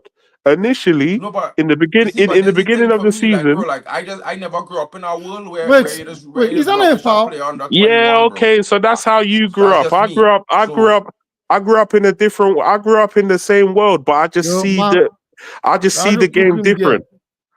I what's just that? see Sorry, the game okay. different. I judge every player. It doesn't matter whether they're young or not, because at the end of the day, that if that's the case, why judge Yamin Yamal? Nobody should judge him. Yeah, but But he it's not like if everybody, he's playing good every game everybody though. So can. I'm just saying he No, just but have I'm his saying bad games as well, and he had quite a bit. no, but I'm saying everybody can objectively say that Yamal is a crazy player for He his is. age. Nobody saying no. Everyone can objectively say that his Bruno. decision making is very good.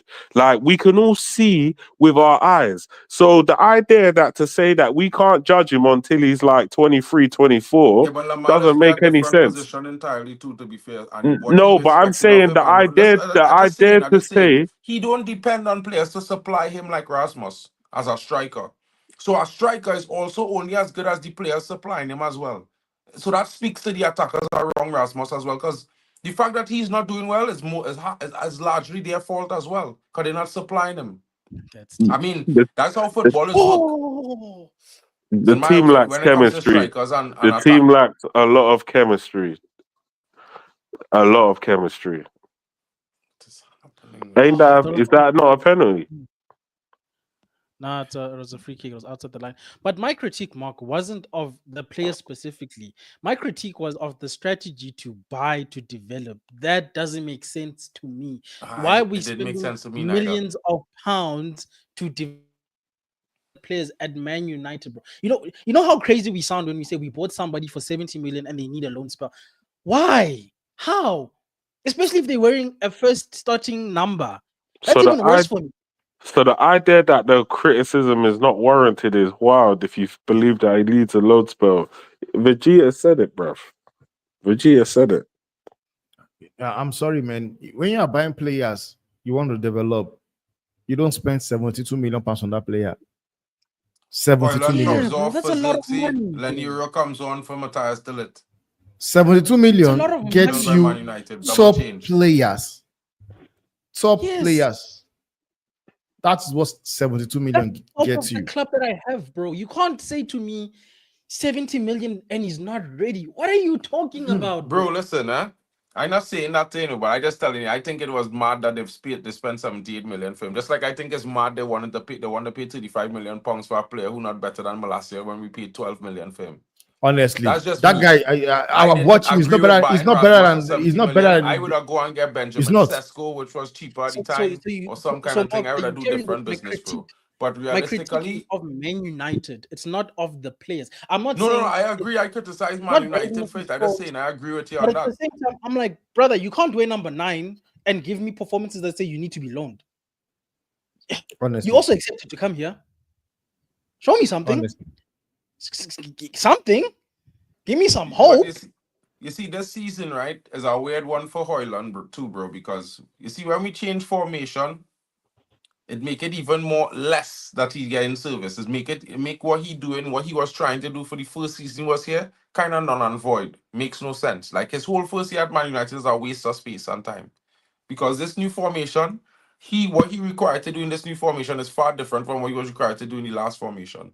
And Maybe it's how he was patterned, we got he was getting. It was kind of easier for him to get some service then because he was playing more wing play, my more God, attacking wing play. Now it's Yamal. more kind of through the middle. Lamine Yamal, bro, respectfully, bro, he's a right winger. This It's kid. not the same. I would never compare a right winger with a striker, especially when Yamil gets the ball all the time. He carries the ball all the time, most of the time. He takes the ball. It's different, bro. It's not a comparison. It's an example. It's not a comparison. It's not a comparison. It's not a comparison. It's an example. It's not even. It's an example because I could. Because it is. It's not unfair. It's not unfair because you're saying you can't judge a man because of his age. You're saying you can't judge a man because of his age, but people judge Lamine Yamal all the time. All right, no problem. Fine. You guys are right. Lamine is a proper example. Cool, no problem. Whether age or not, no problem. I critique Man and I just saying that, bro, because I will say this now. Because if you want to go down that road, bro, then it will make things even easier for me, bro. Because then I can have the opinions I have and not worry about it. Because realistically, bro, honestly, right? If we want to go down the Lamine Yamal road, bro, then it's like, bro. I mean, I didn't want to say it like that, bro. That doesn't make sense, bro. I just feel like say it, bro. You have to compare players based on position because everybody's do different things and different requirements. So just compare these players based on what we know our club to be. You know, it's crazy. This is such a radical thing. But that's why I don't understand the ideology of this team saying, let's buy people to develop them. Why? Are we a team that does that? Because development, in my head, sounds like you're going to buy a player with potential and sell him for money. When did we become those guys? I don't know. But you can't sell Rasmus. You can't sell Rasmus for the I make more money because we kind of bought him for the top end of what he would have been. So as an example, if Rasmus ever became a serious goal threat, right, and he was scoring like 30 plus goals a season, then Rasmus would be worth in and around 70 odd million, especially if he was coming to Manchester United, maybe a bit cheaper for another team. But we literally bought him for the top end. You're never going to get 100 million for this guy. We bought him for 60 million pounds, bro. Okay. Everything was 72 million, Mark. Everything was 72 million. 72 million euros and 62 million pounds is two different things. Especially when you're moving like the robot with the sign that says "feed." I'm trying to feed my family without broke behinds, bro. That's a lot of money to be spending on we're developing. Yeah, it's like the top end. It's the top end of the money. But at the same time, my whole point is that, you know, regardless of us finding it ridiculous that we did that, like it was ridiculous in any way, shape, or form. The reality is that we did it, and this is what we did, and it's like to come now and say, well, okay, well, like I never expected him to score 20, 30 goals in his first season or in his second season. That's just me. That's just me. I could be wrong, argument, but I just know that Torre injured Martinez. Has Torre injured him? I hope probably, brother. You can say that, but people can also then say, you know, he also accepted the challenge of coming here, of being our number one, of wearing number 9. Bro, you can't wear that number and say I'm still figuring things out. Why? How are you still figuring? I mean, score we didn't some make goals, so much bro. fuss with Mason Mount wearing the number 7, bro. I really in here. Yes, we did, bro. All the time. No, we didn't, bro. Like crackhead. Man, them didn't. Why bro. we because went? man, them on the KG channel was fighting it down like he would be worth it. Blah blah blah. This, that, and the other. Which people? Those crackheads, bro. They deserve to be crackheads. I'm telling you, bro. There's nothing about that guy that says number 7, bro. Nah, everybody was switching over that decision. A lot of the fan base was upset. A lot. So we can't act. There might have been a few people that was not upset with it, but they're in the minority. The majority of people never wanted to see Mason Mount as the number 7. The majority. I never wanted to see Mason Mount in a red kit king. Mark, can you see it? Rasmus was signed for 72 million euros, brother. It's pounds, Not bro. It's 72 pounds. million pounds. It And is it's pounds. 65 million pounds plus Mark, 5 in add-ons. I'm not having this argument with you. 65 it is million 72 pounds million plus 5 pounds. million add-ons, bro. He's running It's the Rasmus pounds. defense squad right now. It's 72 million pounds. Rasmus defense league. It was 65 Bro, million it's 72 pounds, million pounds. 5 in Rasmus add-ons. I'm defense just league. saying that 72 million is euros, not I just pounds. googled it. It's pounds, bro. It's pounds, on man. Sky It's Sports. pounds. Don't tell me it's pounds. It's pounds. So what is that? So what is it in euros if it's 72 million pounds? Please, someone. It will be 85 million pounds. 85 million. 85 million euros. Bro, it's these type of decisions that bring tears to my eyes, bro. Madness, bro. Them mad, bro. It's these type of decisions that bring tears to my eyes, bro. Brother, like I don't understand what was going on with United before they get this structured. Last two, bro. To be fair, bro. To be frank, right? I would be more mad with the board, because how do you go and pay 70 million for 29-year-old Casemiro, bro? It's crap. But and then offer him 400k. Mark, you cannot tell me he does not deserve that amount. Yeah, but you're shifting the goalpost, though. You're shifting. He just won the Champions League. Man just won his 5th Champions League. You're shifting that post. No, Mark, no matter what Temba tell me about Casemiro, he was never worth 70 million pounds at the time we buy him. You're shifting the goalpost. Mark, you can't tell me that. It was a Mark, you can't tell me that. Bro, he was not worth it, bro. Not so he was what? He was what? How much? King. I gave you my opinion. Casemiro was what? How much? Brother, let me tell you something. I was not paying it for him. If I was DOF, but which one is a bigger robbery, though?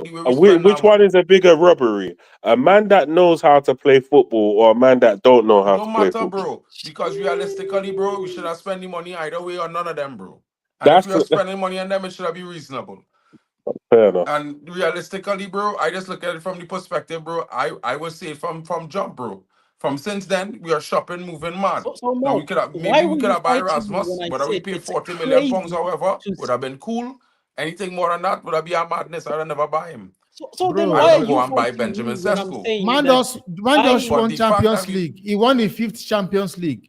So he was worth 70 million. He was 29 years old. Defensive midfield, bro. He plays defensive. He's not a striker. So what are we talking about here? What are we talking about here, bro? Yeah, but even if we start bringing up strikers in and around that category, even if we start bringing up strikers that are in and around that category, bruv, he's still not amongst the elite versions of that age category. Bro, listen. I don't know what Bruno is doing. I would say it like this, right?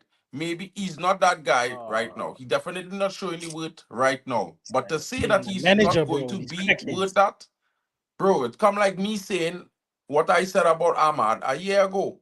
I don't know why the hell he here, and I don't know why the hell we paid for 30 million euros for him. Yeah, but you said that in isolation. The majority of people weren't saying this. Because I genuinely felt that. The majority, I hear you.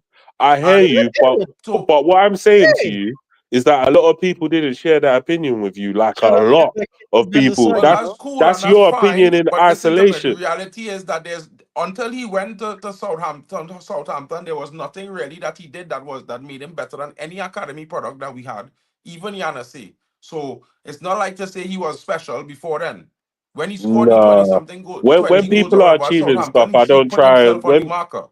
When people are achieving stuff, I never try and bring them down. It's only when they're trying to do. No, I'm not bringing them down, but I'm just trying to explain to you, like. Yeah, but you're trying to talk as if he did nothing at Southampton. He performed there. 17-year-old Mason Greenwood, who was light years better, and he was never going to get into the team over Mason Greenwood. I agree that he's not better than Mason Greenwood, but yeah, okay. But in your head, Mason Greenwood is the benchmark, yeah.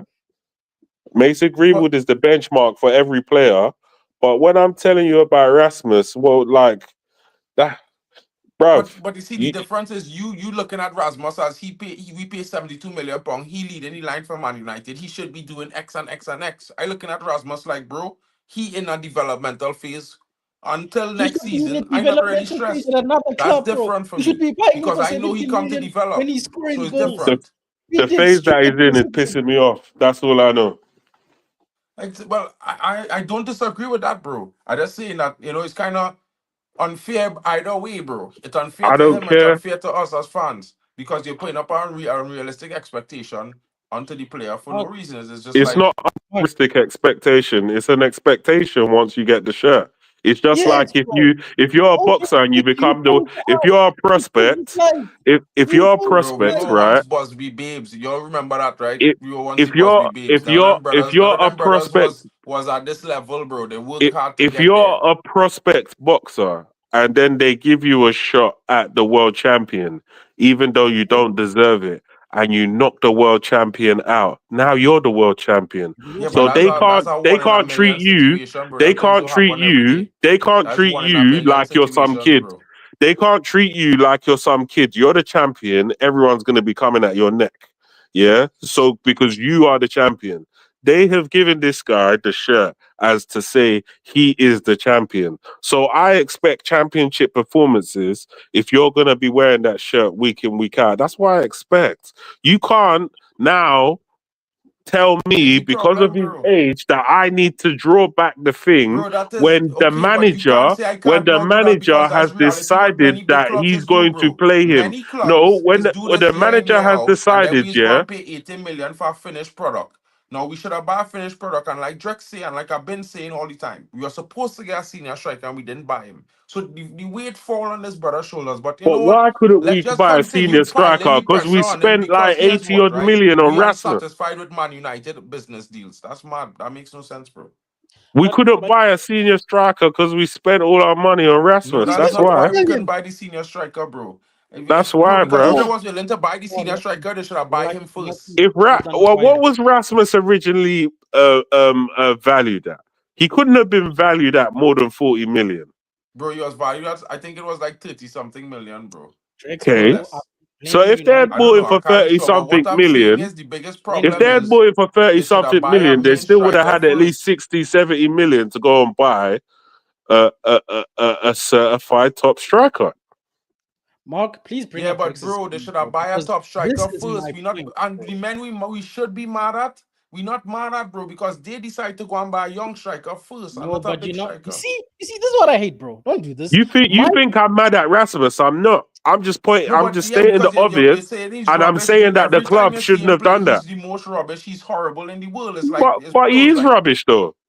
But like, Like let's not lie. but that's not entirely true though. The system No, right it now is true. currently making It him is look true. worse than he is, and this is why it's A hard to man say that that, bro. Because can't, we a playing a man whole that doesn't different have a system, first touch, a man that doesn't know how to make certain runs, a man that bro. is shit Because in the air, maybe a right, man that his maybe only this is the good problem is they attribute is keep his blaming him on finishing making is runs, but they don't blame rubbish. the players who can't find them, Is bro. So where's their rubbish. vision and passing range? This is why I But try to have these conversations, bro. Man, them is just like to blame one player, and the no, problem it's is a not team. about And blaming when you're one player, developing a player, bruv. the team is the It's not teammates about it's responsible for helping you bruv, we develop all as know well. that the guy has deficiencies, but you're trying to cover it up with his age. Bro, I not even try to cover up his deficiencies, bro. I try to highlight the fact that all his deficiencies coming from mostly from the fact that the teammates around him who being hyped up as being top players in the team right now, they don't give him the ball.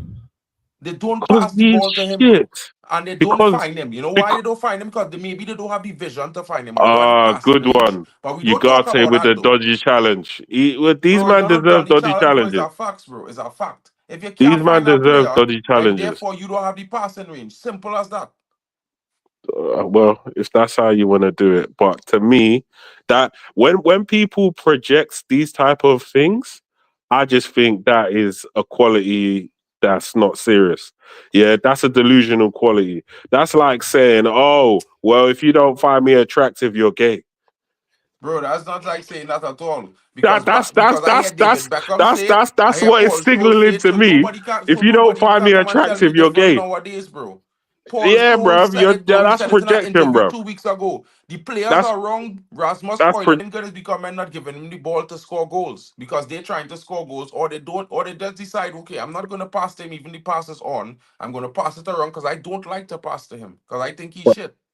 And again. you saying That's that's all. okay. You rather be I'm not okay with saying that that's than okay. be mad at I'm the saying the player for team not doesn't doing have the right thing. chemistry.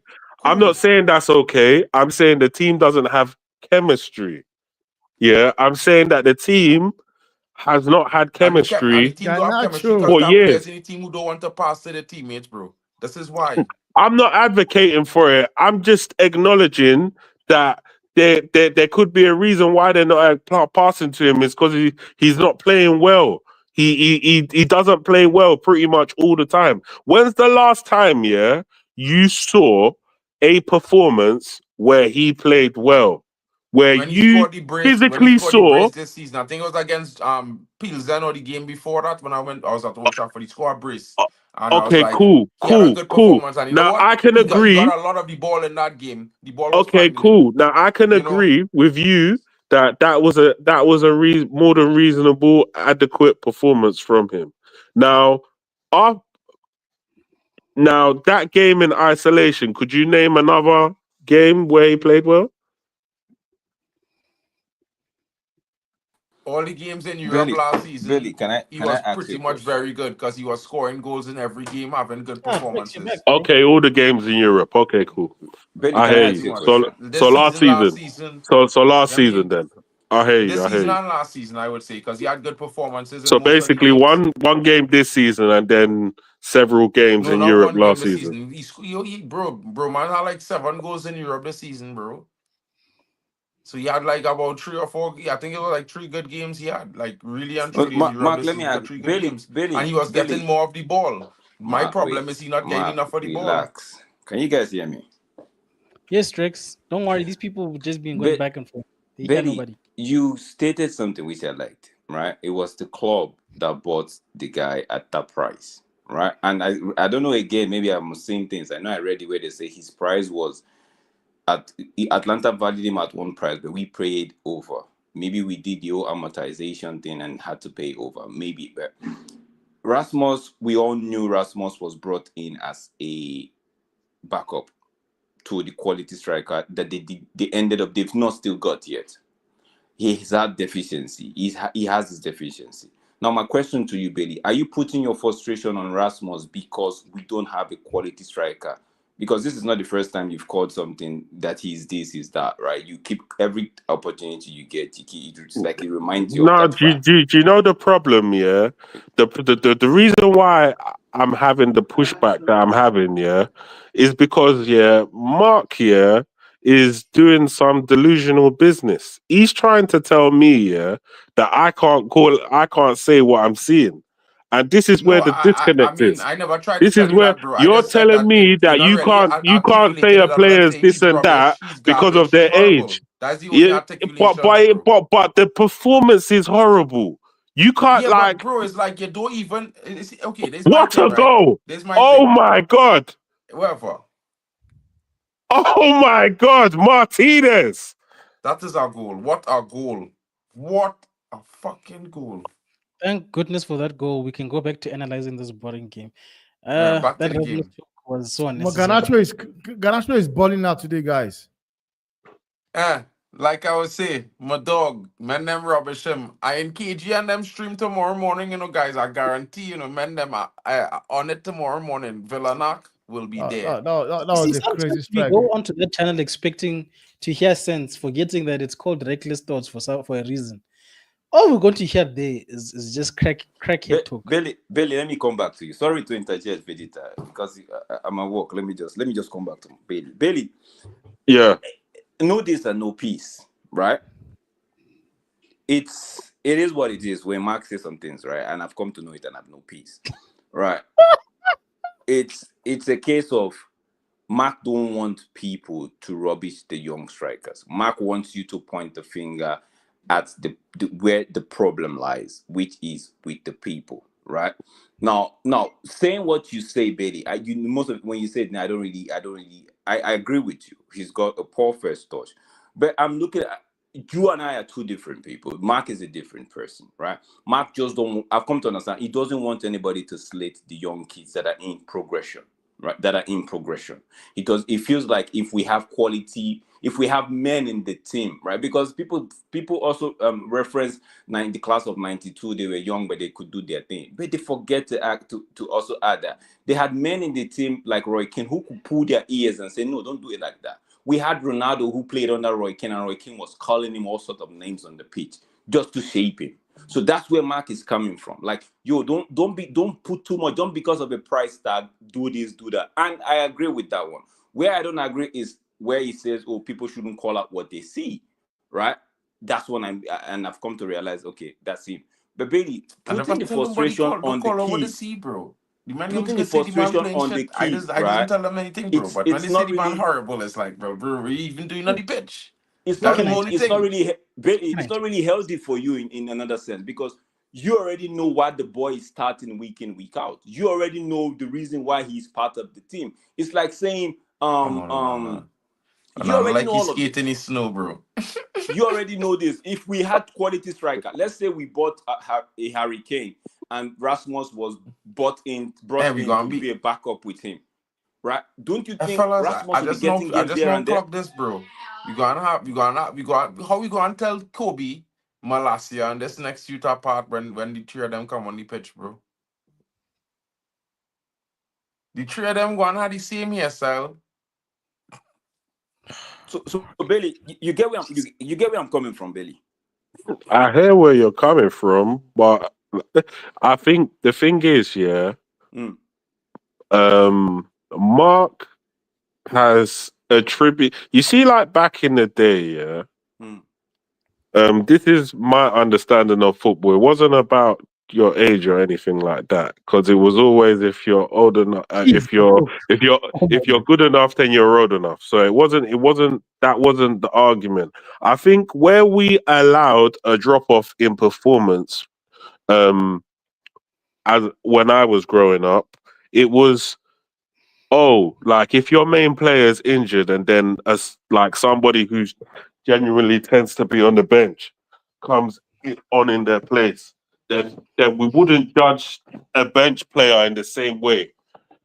And what I used to see is people would try to compare. People would try to compare somebody who might start in another team to somebody who's in the bench at Man United, because that's the only argument that they could bring. Oh, this player is better than this player, and it's like, but he's on our bench though.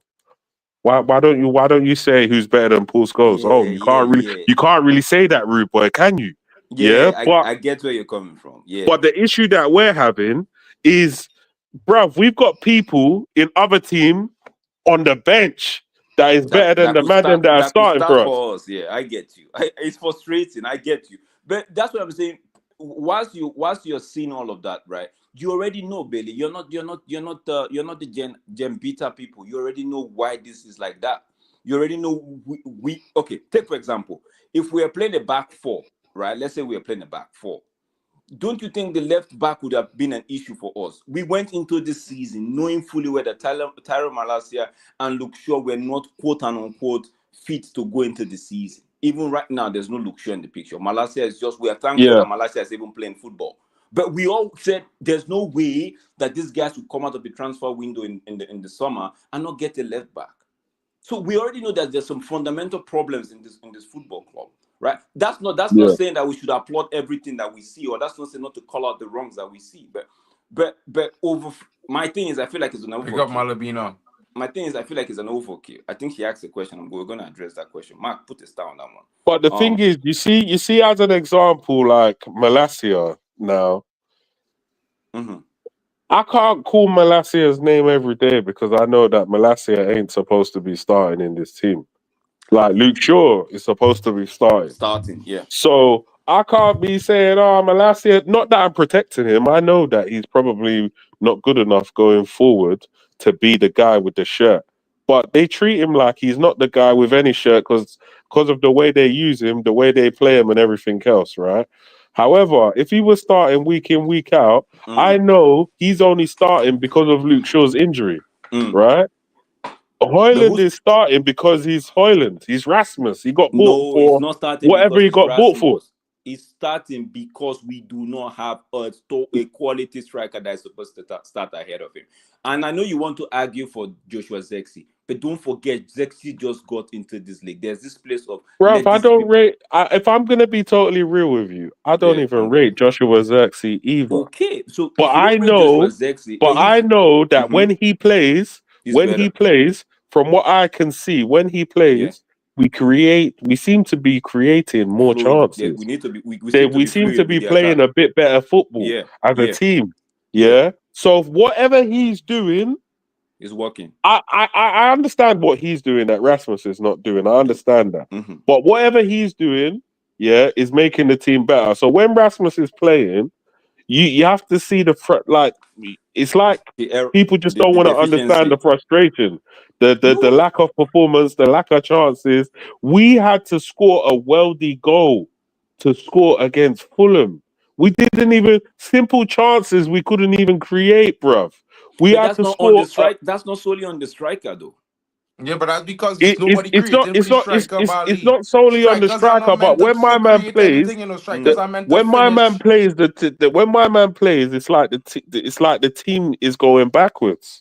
Yeah, but you know that there's a difference between a Joshua Zexi and how many times have we said that Joshua Jay-Z is in a position where we just expect him to just put his laces through the ball and he tends to want to like side foot it or tap it as if he's but those are honest criticisms about his football, and I give them criticisms. I give them criticisms as well. Different kind of play. I'm not defending Rasmus for his but I just think the basics you should know how to hold. You should know if you're a big, strong centre forward, you should know how to hold man off. You should know, how to make certain runs and show for the ball and whatnot. You should know these things. But when I see him playing, it's as if he's lost, and it's an issue.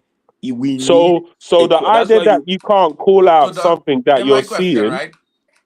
I think Vegeta, you were there when I was screaming the other time. It was even before we even. Yeah, that's right, guys. I just wanted to ask this one question, right, for the Rasmus argument, and this argument I use it for all the players in general. To be fair, right, this new formation and system with the different requirements, because he have to do different things than he was doing in the last formation. Could this not be a thing that also making him look uncomfortable because he's not used to what he have to do here? He have to do a little bit different work. And again, you said it not, and maybe having a hard time adjusting, and that making it look even worse. I think it's just another excuse to throw protection over him. I agree with because he's played since he came to this club. He's played as a lone striker the whole way through. So even if he has slightly amended roles, his basics is not on point. His basics is still shit. Yeah, and that is the problem. So when I say he's shit, I don't want to say Rasmus, you are shit, but I want to say the play that I see on my TV screen is shit. Yeah, and the more there's like this pushback to almost lie about the performance, in a way, then there is going to be pushback, and people will say, nah, he's shit, he's this, he's that, because it's like, are you trying to tell me what I can see? Like, I have to now say, nah, I'm putting my foot down, this guy's fucking shit. Because it's almost like you're being scolded for telling the truth about what you're seeing in order to perpetuate some form of narrative that you can't say what you're seeing. No. It's a madman. Don't tell me we considered. No, don't call for no. You don't open him out on the pitch, Was that a goal? That wasn't a goal, was it? It wasn't. No. I had the Billy, I hear what you're saying, right? But I'm just saying, take this, right? Collier. Know fully well that Rasmus is not Rasmus shouldn't be leading the line. Whether they bought him for 60 million or they bought him for 15 million, it's gone. For me, he shouldn't be leading the line. Wow, what a save! Brother, what a save! Match. If we win this game, that's just that header alone again in the match tonight. What a save! I can't believe what he's done. I can't believe it. Off the line. But also, bro, our goalkeeper always does the thing of deer in headlights, bro. I hate this guy. Oh, no, he was nowhere near there. That goal, bang, header. He was nowhere near the ball. And that man Onana, if Onana played in the Europa League, League, would have lost that game. Onana is a sellout, bro. Straight That up. guy never tries to dive, bro. That's why we want. No, the other Vegeta, guy talk to me start. before they What's wrong with interrupt. this guy, Talk to bro? me. You were saying something before they interrupt again. Brother. Sorry, yeah, I just want to offer a different perspective. Or Zuma, similar to Zama, what I'm guys, telling you, because bro. I We think getting two him out things of the can match just be- for that, bro. I think We two things did, can we be right at did, the same we time. did, bro. We Because did, we before- Mark, did. relax. Mark, relax. Let me hear Vegeta. Okay, I'll let Mark we finish. need- It's okay. No, Vegeta, go ahead. Because before you joined, when you're in the comments, I was saying that my frustration, right? Because we have the tagline, they're still developing. My frustration wasn't the player. My frustration was with the people buying the player, because I'm like, since when do we buy a player to develop them at that price range? True. Because if you look at a player that's developing, we used Ahmad as an example. That guy didn't start for us. We bought him No. for 30 million, loaned him out. True. That makes sense to me. It's Yeah. fine. Yeah. But you can't, as a club, this is not the player. And I think this is the misconception, and I'm saying this. That's not, the player didn't buy himself for 70. You feel me? The club did that. Now, that aside, when I say two things can be right at the same time, you can't play for my football club and be dodgy. Whether you are young, old, not old, I don't I care. knew that was coming. You can't play for my club and look dodgy. In I real get you, time, bro. I will call out the dodginess. In real No, time. And but don't give me the go excuse ahead. of he's still developing, because that's not my business. You also signed the contract to come play here. That's not my business of you are too young. That's a You very didn't good think you were too question. young when you signed the contract. That's a very good question. Sorry, Vegeta, but you see this question right here. This is a very good, and if sometimes when I'm having a conversation with Tej off the screen, we ask ourselves, how do people just sit down and just carve out wages that are not even called for, bro? You know why, Drex? Because people want to justify giving young people. I want to give you an example. It's applicable to everybody, but my problem is like young players who've done nothing, in my opinion, demanding 200k, and then you say, let's meet them halfway and give them 150k for what? So if a young player who's Brother, done nothing, thank you. will fight for them like that. Why can't the people who are older and are also doing nonsense come and say 350? So that's my problem. Like United and negotiating contracts is a problem. And it's even worse when you say, okay, but if they want this much, why don't you get rid of them? Yeah, but he's a star boy. A star boy that's got no Premier League, no Champions League, no nothing. And you want to demand 100k plus. Dololo. Yes, Dololo. It's nothing. It's impossible. You can't. That's what I'm saying. Even the fans are a Temba, problem. I know where you want to go now. The truth is, if a player is asking for X amount of money, right, and you, like what Vegeta is saying, you know that this. Come, what do you have in your bank? What are your achievements, right? What do you have to show? And there's not, bro. You tell him, I give you this or I walk away. If they say no, fine. Because this thing Vegeta is saying, it's something it always bugs my mind. You want to meet a player that has done nothing, basically done nothing, that's asking for 200k. You want to meet him halfway and you're saying, okay, take 150. Let me. You start doing bonus, bro. No bonus, bro. If you let's do 70, 75, 80. Let the remaining 20 be in bonuses. If you give me Champions League, okay. If you don't, then because now we are struggling. Not so much United, right? Because the players PR and all of that the agents have been to work, but they are struggling to move their player on because of United. Because United decide to give a player one massive money that everybody's looking at them like, what are you guys doing? What are you guys exactly, doing? bro? Exactly. Why did you want? We want Oh. this player.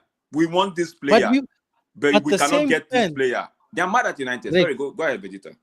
Rex, the same fans will fight you. They'll say, no, give them. Hey, they deserve.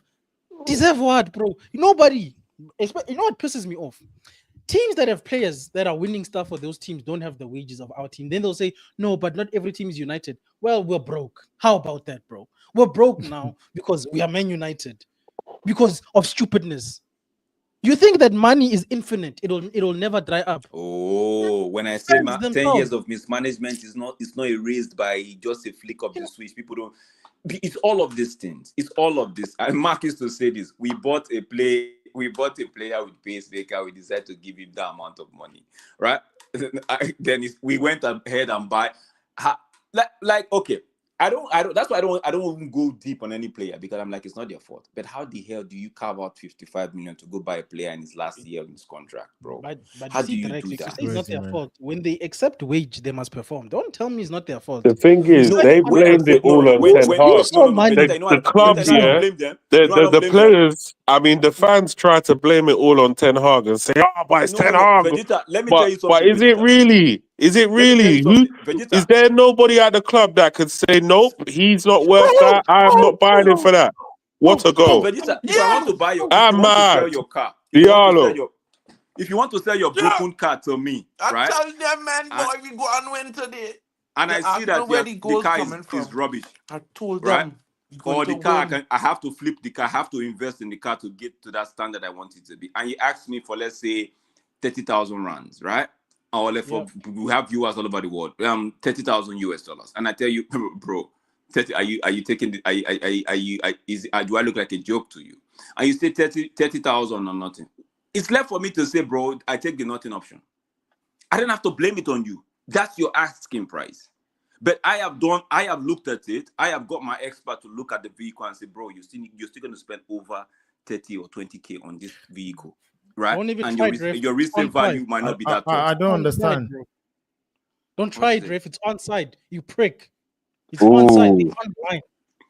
It's my on, man. That's why I don't blame the players. It's bro. my I know. I hear you, Vegeta, when you talk about, since they accept the wages, they have to. Of course, they have to perform. We can't just elude that part. The thing is, you can't take any pressure or responsibility or whatever off the player. No. You can't offside. Oh my! That's rubbish. This is rubbish. How's that offside? How's that offside? Oh my God, man. VAR. How is that offside? I don't understand. How is that offside? Where the line? I'm not He seeing the line, guys. He got robbed of his 10th goal of the season. He got robbed. My God. They're cheating, Ahmad, bro. They're cheating, Man United. That's nowhere near offside, bro. That is madness. That is he got robbed of his 10th goal of the season. He got robbed. How is that offside, bro? The man literally ahead of Ahmad, bro. You can never I don't understand. The hand was outside, stretched. The arm is played him on. It's your shirt sleeve. It's your shirt sleeve. That is madness, bro. The interpretation. It's shortly. Nah, bro, this is nonsense, bro. This is how our difference gets affected by this nonsense, bro. And then they added, bro, these crackheads added 6 minutes, but first half was 1 minute. Are they serious, bro? Are they high? You see that, bro? Bro. You know what? The biggest enemy of progress here is this refereeing. Biggest enemy of progress. Because the reality is, if you see the way we're playing now, the way we're linking up and everything else. I mean, this is what I expected to see in the first half. Yeah, because Zexi has come in, man. No surprises there, though. We need it, Zama. We need it.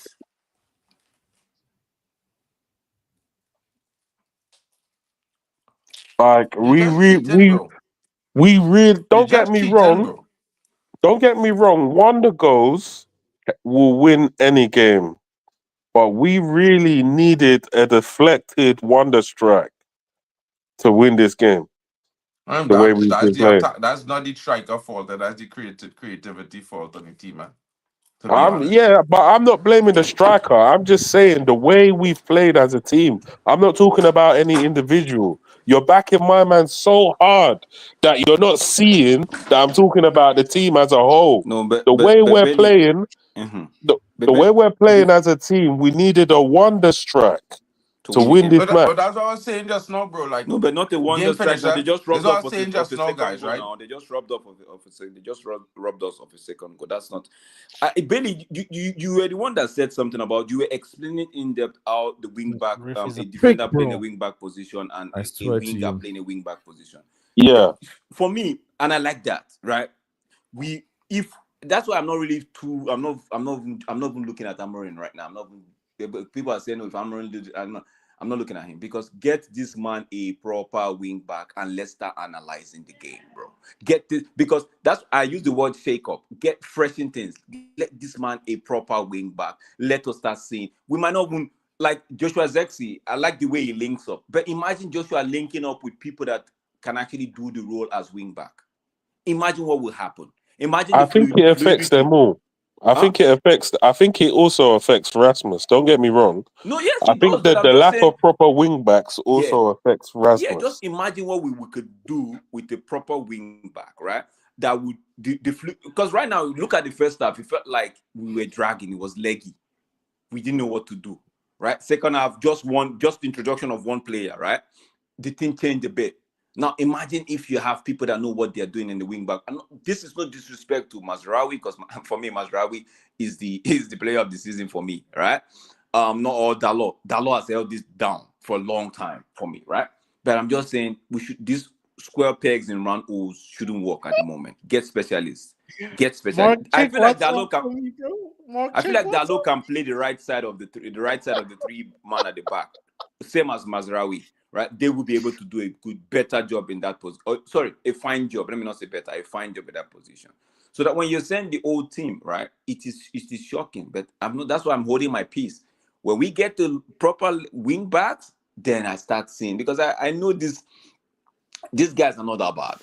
These players are not that. I know we call them criminals and we move them from criminal states to at least player state now, but they're not that bad. It's just. We just need a fine tuning. Rasmus might end up proving us wrong, right? Might come out and start firing on all cylinders. Jay-Z might just be releasing albums week in, week out for us to enjoy. So we just have to be patient, bro. I know the frustration is there. I know. Me, I'm still waiting for the. There was a stream I said we're going to go on a 5 games win, right? I think it was Mark's stream. Sosa was there. Sosa was saying we might. I think one of my I said we will go on a 5-game winning streak. Right, 2 down already. I'm waiting for the next 3. So yeah, but all in all, this performance. What's the next match? I think it's the FA Cup. Bro, there's no way that man offside, bro. I watching that there on this but line Mark, that's not. It's not. Mark, so use your logic, right? You are the one that always said the hand don't play. So if the hand, but even with the feet picks, bro, they were in line, bro. That guy was onside. Bro, let me tell you something. Onside, not supposed to be by no centimeter and thing, bro. Onside had to be clear space between player and player. Bro. You can't give an offside like that, bro. That's fake. That is a fake offside, bro. It can't be. Let me tell you something, bro. I so real, bro, as a United fan. If a player get a goal like that against United, I'm not even thinking any offside, bro. Because he onside for me. If that clear daylight before the ball pass or just even a smidge. Hello, bro. Yeah, but can you guys hear me? Yeah. Hello, can you hear me? Yeah, bro. Yeah. Okay. I'm pissed, but bro. This referee, bro. Calm down. I mean, it is what it is. What's your thoughts on the game in its entirety now that it's over? Well, I will go first, so you guys could chat about it, because I don't really have that much to say. I think we did play better in the second half.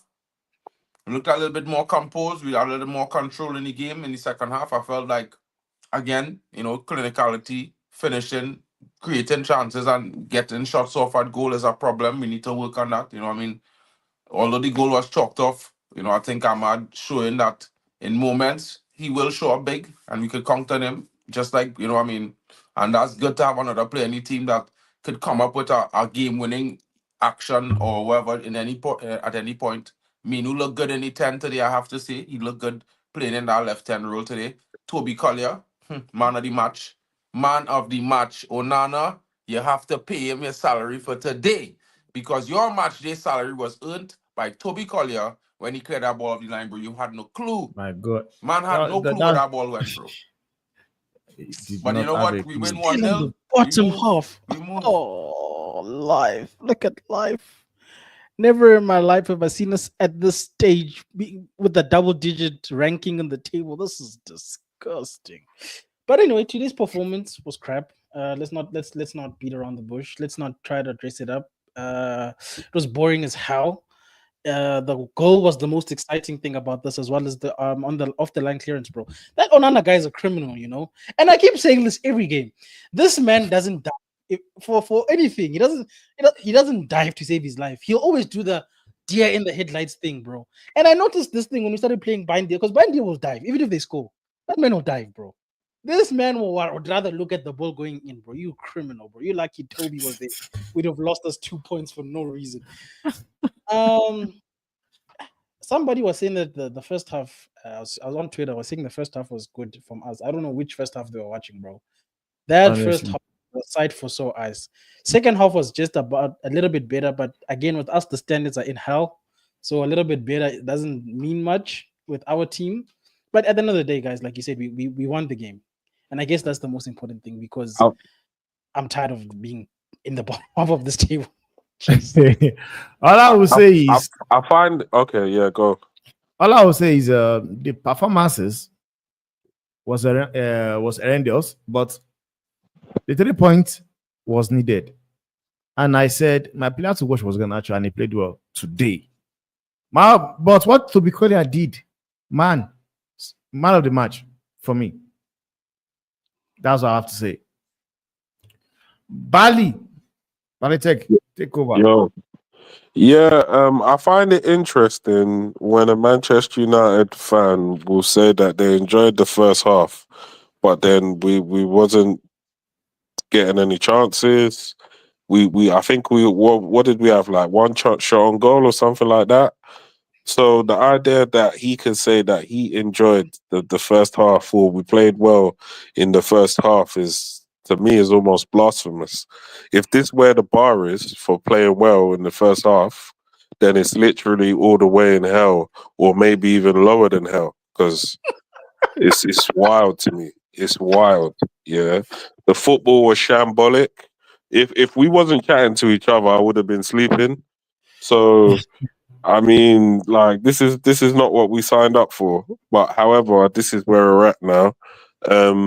Second half, I felt like the tide turned when they brought in the changes, the likes of Collier, the likes of Zexi. Mainu, the likes of Xerxes, Malasia. Yeah, okay, came on, but the way the team transformed and played towards the end of the second half, that needs to be studied, because I believe it has to do with the personnel who's on the field that was able to affect the change.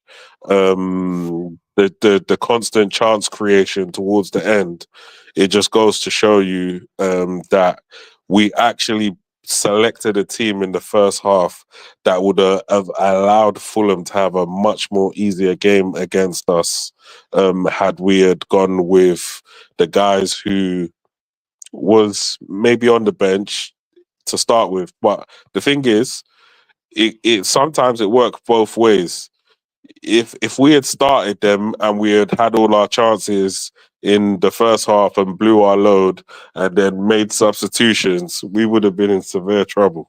We would have gone backwards. So you can argue it both ways, but yeah, we're just lacking on the entertainment front for me in terms as a team. We're lacking entertainment wise. I felt like Fulham had some chances that they didn't take, and obviously against a better team, if they take these chances, you lose the game. So I think we're a little bit lucky, but then also they're a little bit lucky because Amad Diallo scored a perfectly fine goal, in my opinion, that was chalked off by VAR. VAR is against Man United again. Like, there needs to be a compilation of all the errors that VAR and referees have made against Manchester United this season, because it's almost as if every time I'm on stream or every time I'm watching a game, it seems like these referees are up to no good. They're up to no good. They've been doing this pretty much all season. We was even complaining about the referees from when Ten Hag was here. So this ain't nothing brand new. They've been doing it for a long time, and I don't know. I don't know what to do about these refs because they couldn't cheat Fergie because Fergie had them in a chokehold. But for whatever reason, all the managers that we have now seem to want to play nice with the referees. Whereas you had Jurgen Klopp when he was at Liverpool, he was having up the referees. Yeah, Pep Guardiola having up the referees. But the referees that Manchester United, that are ref in Man United games, like we seem to just be like, oh, sorry, ref. Oh, yeah. Oh, what do you want us to do, ref? Oh, yeah. We'll dance to your tune, ref. Whatever you say, ref. And that's not how it should be. If these referees are performing shit, I would rather the manager go into the press conference and throw the referee under the bus, even if they say, yeah, 1 match ban. All right, we'll take the match ban. Fergie used to take the bans. Remember back in the day, Fergie used to say something about the ref and take the ban. Take the ban, Ruben. I feel like Carry on throwing them under the bus. I feel like they had a meeting. The referee had a meeting with the 20 Premier League clubs, and only United or a few clubs didn't show up, and United was part of it. The fact that United weren't part of that meeting, and the fact that our managers have not since Ole, or even it was Ole that last called a referee out, or Josie, I can't remember, but they want us to call the referee out so we could pay that fine, since we don't want to come pay the money at the meeting table. They called a meeting and asked everybody to bring some certain amount of money, and United said, no, we're not having that. So they want to get that money out of United either way. So like what Billy is saying, somebody needs to put their foot down and call them and give them their money that way, and be like, you know what, we still got our money. So going forward, we'll give you the right call. But these things, man, the calls week in, week out. I'm not talking about the goal. I'm not talking about the goal, because that goal, looking at it, Ahmad looked a little bit offside to me, right? But just gonna respond to this comment here. He said United didn't ride no luck, bro. We played the first half. We did not score. We always Hold go on, into one second. Okay. And that's why I watch. I just want shoulder, everybody to Mark, watch. Watch the shoulder. Watch Ahmad's shoulder. Forget his Bro, shoulder. you can't score with that Focus damn on shoulder, something bro. You before score with 2 Just feet. hold on now, bro. Hold on. 1 second, bro. 1 second, right? You hear me? Right. Yeah. I want you to watch the player, right? The 2 players, right? And I want you to look from where his left leg is in a straight line. Yeah. Where the left leg cutting. Right? Because body physics, bro. I don't know if you do, if you know about technical drawing and thing. People is do architecture and thing. All this draw oblique straight lines and thing.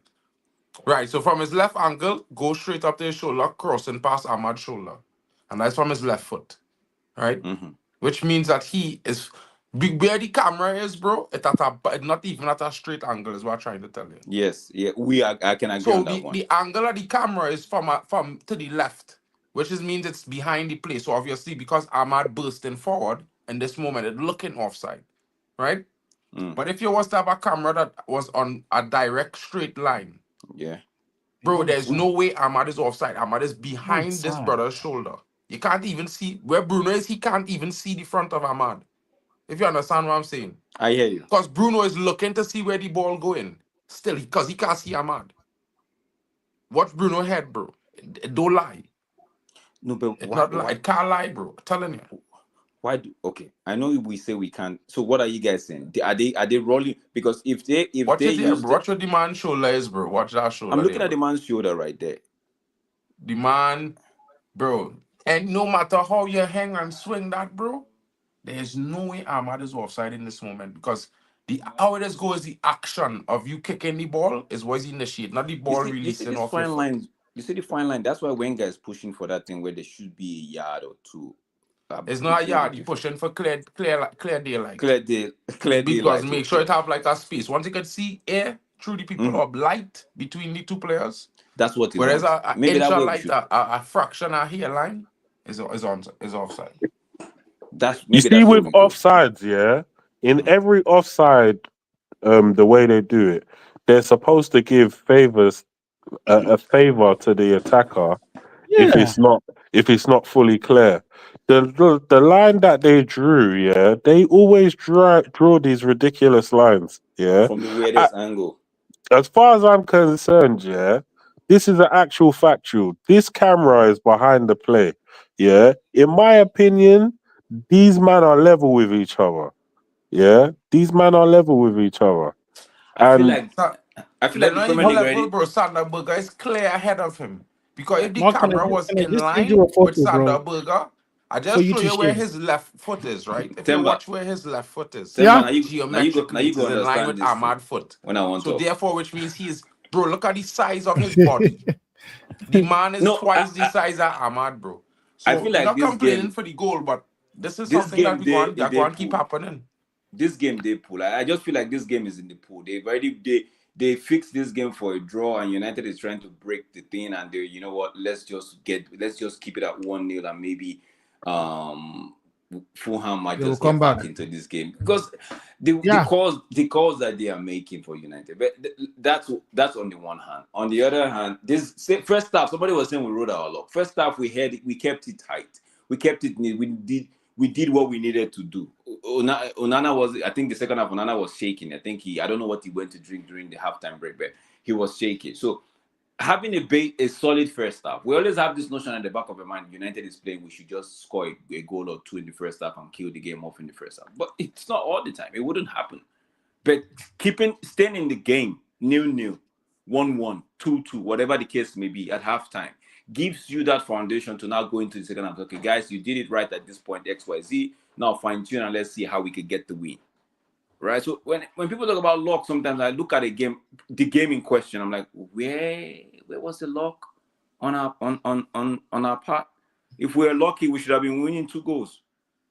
You understand what I'm saying? So for me, I just felt that they not the greatest first half we want to see, but we were able to nullify because we were here, we saw it. We said they're not doing anything in the first half. We were able to nullify the threat that Fulham had. Now, second half, you could say we scored a goal from a worthy deflection, if you want to call it that way. But we also had a goal in the back of the net that now is looking like it was wrongly ruled out. So for this game, I don't think we rode our luck. I just felt like we kept it tight in the first half. Then second half, we saw what Fulham were trying to do. We felt like, okay, you know what, these guys won't do anything. Let's just take the game while we can right now. We played for the win. I can say we played for the win because the personnel that came in, there was free flowing, there was movement at the final third, and we got what we got because that goal we all say is a deflection goal from Martinez. Don't forget, it was a brilliant piece of play that put Garnacho in that position. He had to cut it back, right? And so it's all part of the play. So we should kill this notion of United is playing tomorrow. They're playing a form side. They're playing this. We should be killing the game in the first 10 minutes. No, it's not gonna happen that way. Just take a look at this right now. But looking at this now, it doesn't look. If you look at all the lines involved, there's equal. Bro, watch. Take a look at it. How it doesn't even touch the bloody red line, bro. Bro, it didn't touch both of them are, bro. This is not. No, this is now. Are you going to say United rode their luck when they just choked off the luck from us right now? This is why I said that these men look level to me. Do you see the line? They gave watch the man's shoulder. the defender I keep telling man them. Here, not the reason why Ahmad onside is because of this brother's shoulder width. The man's shoulder. Bro, the man's shoulder. They actually went shoulder. and Watch chose it the here, wrong bro. person. They gave the defender the benefit of the doubt, not the attacker. Yeah, and but you can't give the benefit. No, that's what I'm saying. In this case, attacker, it's supposed to be the attacker, not the defender. That's what I'm about to say in this case. Because when it comes to foul on the defense line, you give it to the defender, you give benefit of the doubt. If I could twist this into a straight line. Bro, you see that blue line, he is nowhere near offside, bro. Both of them on the blue line. Bro. He's on the blue. Sanderberg is the blue line. They're trying to say Ahmad is the red line. But bro, if you're watching this line here, bro, to here, why this line here looking like it bend? That line don't even look like a proper line, bro. Bro, the line ain't even looking like that point. The line starts to curve here. Because it's looking like it having more space between the red at this point here than it has space. They draw the line at this point here. They're always drawing a line. I don't know why. Why don't you go and use that automated system offside? I was about to say that. You have to be drawing line. Semi-automated. Why must you be drawing line? I don't understand, man. This is cheating. 2025, you are still drawing lines. This is cheating. This is cheating. Nah, man, this is Bro, not. This is broad. you Day. could tell This me is that broad day. offside, bro. This is You broad could tell day. me even back in Nah. the day this was no offside, bro. No, I'm saying This even needs broad to be a daylight shield, robbery. bro. These pricks, bro, they need to be called out, bro. Because I've been saying this league wants to draw stories. There are games I've seen where Liverpool shouldn't win, and they will find a way to help them win. They can't tell me they're not trying to draw a script in this league. They're enjoying us being in the 15th and the 14th. They don't want us to be up. I don't mind we looking poor. I don't mind we looking poor, bro. We in a rebuild. No, just come I'm 2 not months saying now. we played superb. I'm not saying we played superb. Neither am I saying but don't rock we we had now. our own in the first half, bro. They Fulham, don't forget Fulham are the home side. They knew United was United is not in a better, it's not in a good place at the moment. Every club knows United is not in a good place at the moment. So let's not forget about that.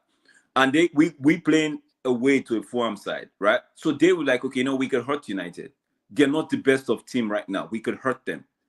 And they came and United neutralized their threat in the first half. Was it a great first half? No, absolutely not. Right? But there was a plan. There was an execution. Fulham had their own plan, so we had to nullify. Second half, we're like, no, we're not okay with the draw. We have to find a way to win the game. And we did score a goal. We scored another goal. Now, argue offside or not, but we were the one that had the ball in the back of the net. Fulham didn't get that. They almost did, but Collier made a save. So are we going to call that luck? Because the last time I checked, Collier played for United, not the Fulham side. And he plays in the middle. It's part of the defensive shape as well. So when we say luck, I'm just trying to talk about the luck. I'm not talking about the game. The game in itself, it wasn't pretty to watch. I think Bailey touched on it. The entertainment wasn't there. No. We're not. If you're looking for entertainment, please don't watch United's game. I'm begging you. You won't get it. If you're looking for entertainment, you won't get it. If you are in a state where you want somebody to depress you the more and get more reason to feel depressed, then come here, come watch it. Yeah, now, that's what I'll tell you. Level. Come now and watch it, because very soon you won't get it. You will start getting entertainment very soon, right? But don't say. But what I'm only disagreeing to is the fact that somebody said we were lucky, bro. I didn't say anything lucky in this place, bro. I don't, because there are some calls that were supposed to be in our favor that ended up not being in our favor. Bro. You got Europa League, man. Might get a call for us in our favor in Europe, but definitely not getting that in the Premier League, bro. At all costs, United must lose. I'm telling you, bro. I watched Bassi damn near drag down Ahmad, kick him down. I see man getting slapped in the face. Bro, if it was United, did have VAR that and give man yellow card, bro. I'm not really bothered about the officiating. For me, as long as United are keeping their head in the game, that's all I care. If you want to rob. But as long as we are not making it easy for them. You understand? As long as we are not making it easy for them. Because if you make it easy for the referee, we already know what's happening. He's going to pounce on it. But as long as bro, I've got a problem with officiating, bro. These crackhead, bro, who are not loved by their mothers, bro. I see them, bro. These criminals. We see you. Got our eyes on you, crackheads. Bloody refs, bro. You call yourself a ref, bro? Nah, you're a cheat, bro. Me, I can't wait for when we get the proper wing back and maybe get another 10 so we could move Ahmad to the wing back position. I just wanted to say this shocking bit of news to you guys, right? This shocking bit of this is just my take.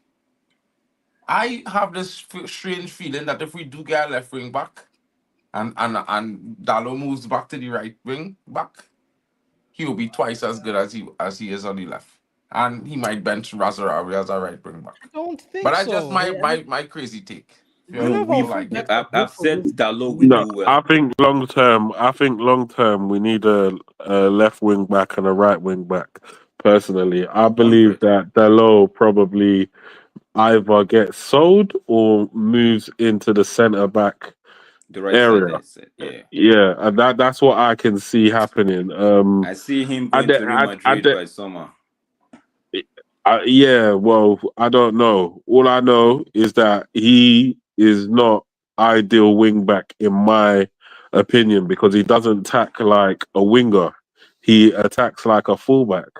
And it's like, On the you know, left. like how Trent Alexander, he got exposed. It's a completely different role, but I'm just going to give you this example. Now, Trent Alexander, when he plays for Liverpool under Klopp, he usually finds himself in midfield from the right back position. Now, the only reason why he's able to do that is because nobody's picking him up. So he creeps into the central midfield area and he's just now an extra man in midfield. So at times he's able to look very good because he's got nobody to challenge him. In the same way that when a fullback is overlapping a winger, the defender is mainly focused on the real danger man, which is the winger, and he's let another man run into the space that has been vacated. But if you now say, oh, you are the winger now, or you are the midfielder, in Trent Alexander's example, Trent Alexander played midfield for England. How long did that how long did that experiment last for before they realized he was shit and then they started playing Manu every single game? Yeah, it's like he's not a midfielder. He's not better than Manu in midfield because Manu is a natural midfielder. It's just like Dallo. Dallo's not a natural winger, but we're asking him to play as a winger. Yeah, we can't ask him to do that. We need a proper winger to play as a wing back because they are the ones that know how to unlock defenses. When we're struggling, those guys are supposed to be our outlet. You give it to the wing back. True. He now starts destroying people in the wing position. Yeah. Then we've now created space for the 10s and the strikers. And We've the now strikers. created space. Yeah, that's the only way we're gonna do it. If we're gonna now say, oh yeah, Dalot's the wing back, we're again putting the bar in hell again. Unfortunately, we're going back to hell. Yeah, because we've now. Guys, let me just say this before I run. I have to go. Sorry to cut you, Belly. Guys, big up yourself. Don't forget to hit the like button, and if you haven't subscribed to any of this man's channel, please do so. Thank you so much. Drex, we cannot, like I said, I think I've said it before. Drex can receive super chat if you want to. If you're so excited and you want to give a super chat, Drex, the D-Hub Sports can actually receive that, as well as Mark. We're pushing Vegeta to that stage. I think Temba also can do that. Guys, don't forget to support the community, help the brothers grow. Belly will tell you more about that. I'm a half and half emoji for Temba, you know. I'll create when I get the next 100 subscribers, I'll create a half and half emoji for Temba. All right, I gotta go. You know, the little kid do a half when the half Madrid Big and up, the half big United. up, Drex. It was a good, it was not a great game, but the 3 point continues. It's needed. Yeah, very, very much needed. The 5 games that I predicted, 2 down, 3 to go. Let's see how that works. Bye, guys. Catch you all later. Big up, Drex. Big up to Drex. Guys, I need to go. But Yeah, you guys, I would leave you guys to say your last final takes on all things considered for the match. Bali could continue on from where I was leaving. Yeah, because I think it was a good result. Have to say that. You know what I mean? We needed the 3 points. We got the 3 points. We could probably use just to go on to the next game and grab our next 3 points. I think that's just the way we had to go. yeah. No, the 3 points is important, man. Honestly, you might say the first half was not really good, but the second half, at least, when Amorim, one thing I want to give Amorim credit for again is game management. Honestly, it's very vital, and because he knows when to make substitution, and he does the right substitution. So bringing in the likes of Zexi, Kobe, they changed the game. Because now the link of play was being done properly. So which is why that point was a good one. And yet again, I would say don't sell Garnacho. Don't sell Garnacho. Because I've seen Chelsea are offering Nkunku for a swap deal, Nkunku and Garnacho. If you do that deal, Chelsea are the one getting the better deal. Honestly. But good 3 points, massive 3 points for United, men. At least let's see if they can get 3 points against Crystal Palace next, so that they can come out from the scroll down FC. Big Bro, up it's to you. Palace we play next, bro. Yeah. It's Palace. And it Europa League next. We are Europa League against Steaua Bucharest. That for me is more of a bigger match. We go there, we secure 3 points, and we could do whatever against Palace. I could care less. No, I'm not trying to let them off the hook like that, bruv. Yeah. Don't get me wrong, like the Europa League game, I'm expecting a victory to continue the winning streak. Even though it's all in different competitions. You know what? At this stage of the season, the way it's kind of played out, I'm willing to accept that as a run, even though we're not having a run in the Premier League. However, Crystal Palace is not going to be an easy game. For whatever reason, they see the name Manchester United next to theirs, and before you know it, the Crystal Palace players start growing double D's. They start walking around with chests. They start getting very, very confident.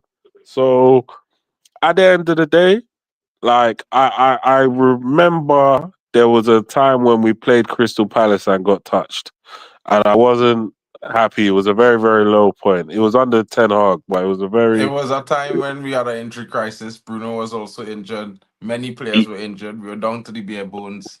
I But we mean, are kind of we're kind of there again, not down to the bare bones, but in attack where we're kind of there because we're looking at the likes of Martinez has had to bail us out in the last 2 games. We're across from deep to Bruno Fernandes for the goal, and then this this deflected wonder strike today. And yeah, like we're looking towards a centre back to produce top quality goods in like the last few minutes of a game, and I think it's a concern to me. It's not sustainable. Like relying on him to do something is not sustainable in my opinion. So hopefully we can unlock Rasmus, unlock Xerxes, unlock the other players in the team, like most of all, unlock Garnacho because, like, I feel like obviously Garnacho, I'm still not happy with the performances. Like, he might have improved a little bit, but I'm not gonna get excited because now you're starting. You've gone past the player maybe once or twice in a game.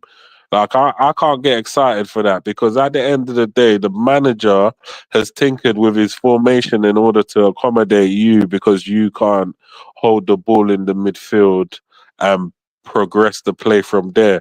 He keeps going to the wing. Now, I'm sure the manager has allowed him to do that because that's where he feels confident. But he keeps on having to go to the wing, which is kind of imbalancing our strike force, in my opinion. Yeah, it's now created an imbalance. So, yeah, I just hope that the kid, even though we're doing something that favors him, I just hope that the kid shows a level of improvement that is going to help the team going forward. Because at the end of the day, there's a real possibility that he stays at the club going forward. And we already know that he wasn't happy when he got dropped for multiple games. So if by some reason we buy a player to play over him, he's definitely not going to be happy then. So fingers crossed he's able to improve before any drastical measure gets taken, i.e. a sale or him just being benched for someone who's better than him. Mark, you still with us? yeah, bro. Sorry, bro. I just watching that the replay again, or the disallowed goal, and for me, bro, like I old school, bro.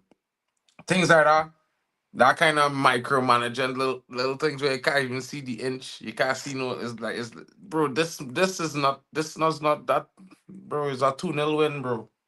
Yeah, And I as hear much you, as the bro. result wasn't good, you know what, bro? We still had to win when they're not playing well. As a team, any team when they could win when they're not really doing well It's good, bro. is It's good. like It's a good it's thing. good. And that's something that United need to be able to do, even when we don't play well, still win the game. And to be fair, I kind of would say that we needed the 3 points, so that's all what matters today. Realistically, after 2 months, I can't expect the team to be suddenly playing, showing identity, having all that amazing chemistry, because they're doing different things. And like I say, I don't expect all these players to like each other. I don't expect them to all be friends, but I expect them to work hard together. And maybe we do need to get some new players into the squad that might be able to help change things and bring more chemistry into the team. For now, it is what it is. We go on to Europe this week.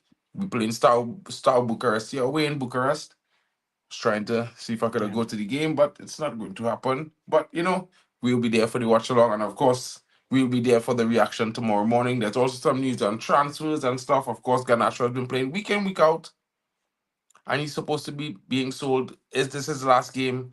I'm not too sure, but you know what it is, guys. United definitely needs to bring in some new players. I would say the most important would be to bring in a left wing back, or maybe bring back Alvaro. Maybe get a player the likes of Ryan Turkey for the midfield. Let me see. But there was some reports coming out. No man them was mad at me when I talk about it yesterday. I know man them was mad at me when I talk about it yesterday, but there's some reports coming out that Manchester United are actually interested in a loan of a certain player from Barcelona.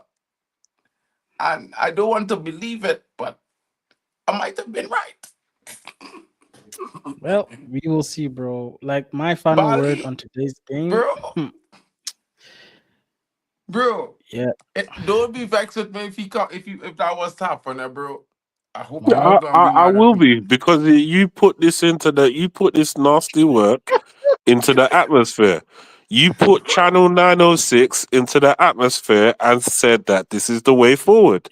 You have turned Manchester United into an OnlyFans team by loaning out the likes of a guy called Fatty, because he's rolling around with fatties. Yeah, you have done this to me. You man have done this to me. What's that? I said you man have done this to me. Bro. I wasn't. I'm not, like I said, I'm not the DOF. I'm not sanctioning the deals, guys. You know what I mean? I'm just reporting the news. Hopefully that's what it is. But Vivel, your reputation is on the line, my G. Your reputation is on the line. If you sanction this signing and Jim Radcliffe signs this off, in your side, bruv. In your side, bruv. And last but not least, guys, I just wanted to bring this to the stage. You know what I mean? It's just like we can't go a week without having some bad news, difficult news again and again, over and over. It happening week in, week out, of course. What I want to say is that in the last couple hours, there have been reports on the Man United page that, past goalkeeper and youngest debutant has passed away. And we're talking about David Gaskell. Dies at age 84 years old. Guys, RIP, sleeping eternal in glory. Former Man United man. He worked very hard as part of the team that was coming up in those days with the Busby Babes as well. An interesting player. Guys, you know what I mean? It is one of those times for Man United. We are losing lots of our heritage in this moment. Not just what Sir Jim is taking away and ripping apart, but, of course, time waits for no man. So, guys, it was a good win, and hopefully to commemorate this, as we were unable to last weekend when we lost bitterly. So, big up, guys. Have a great night. Big up to everyone for joining.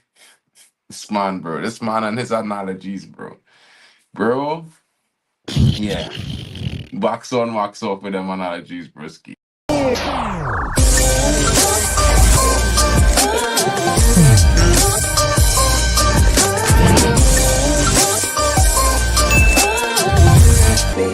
Baby.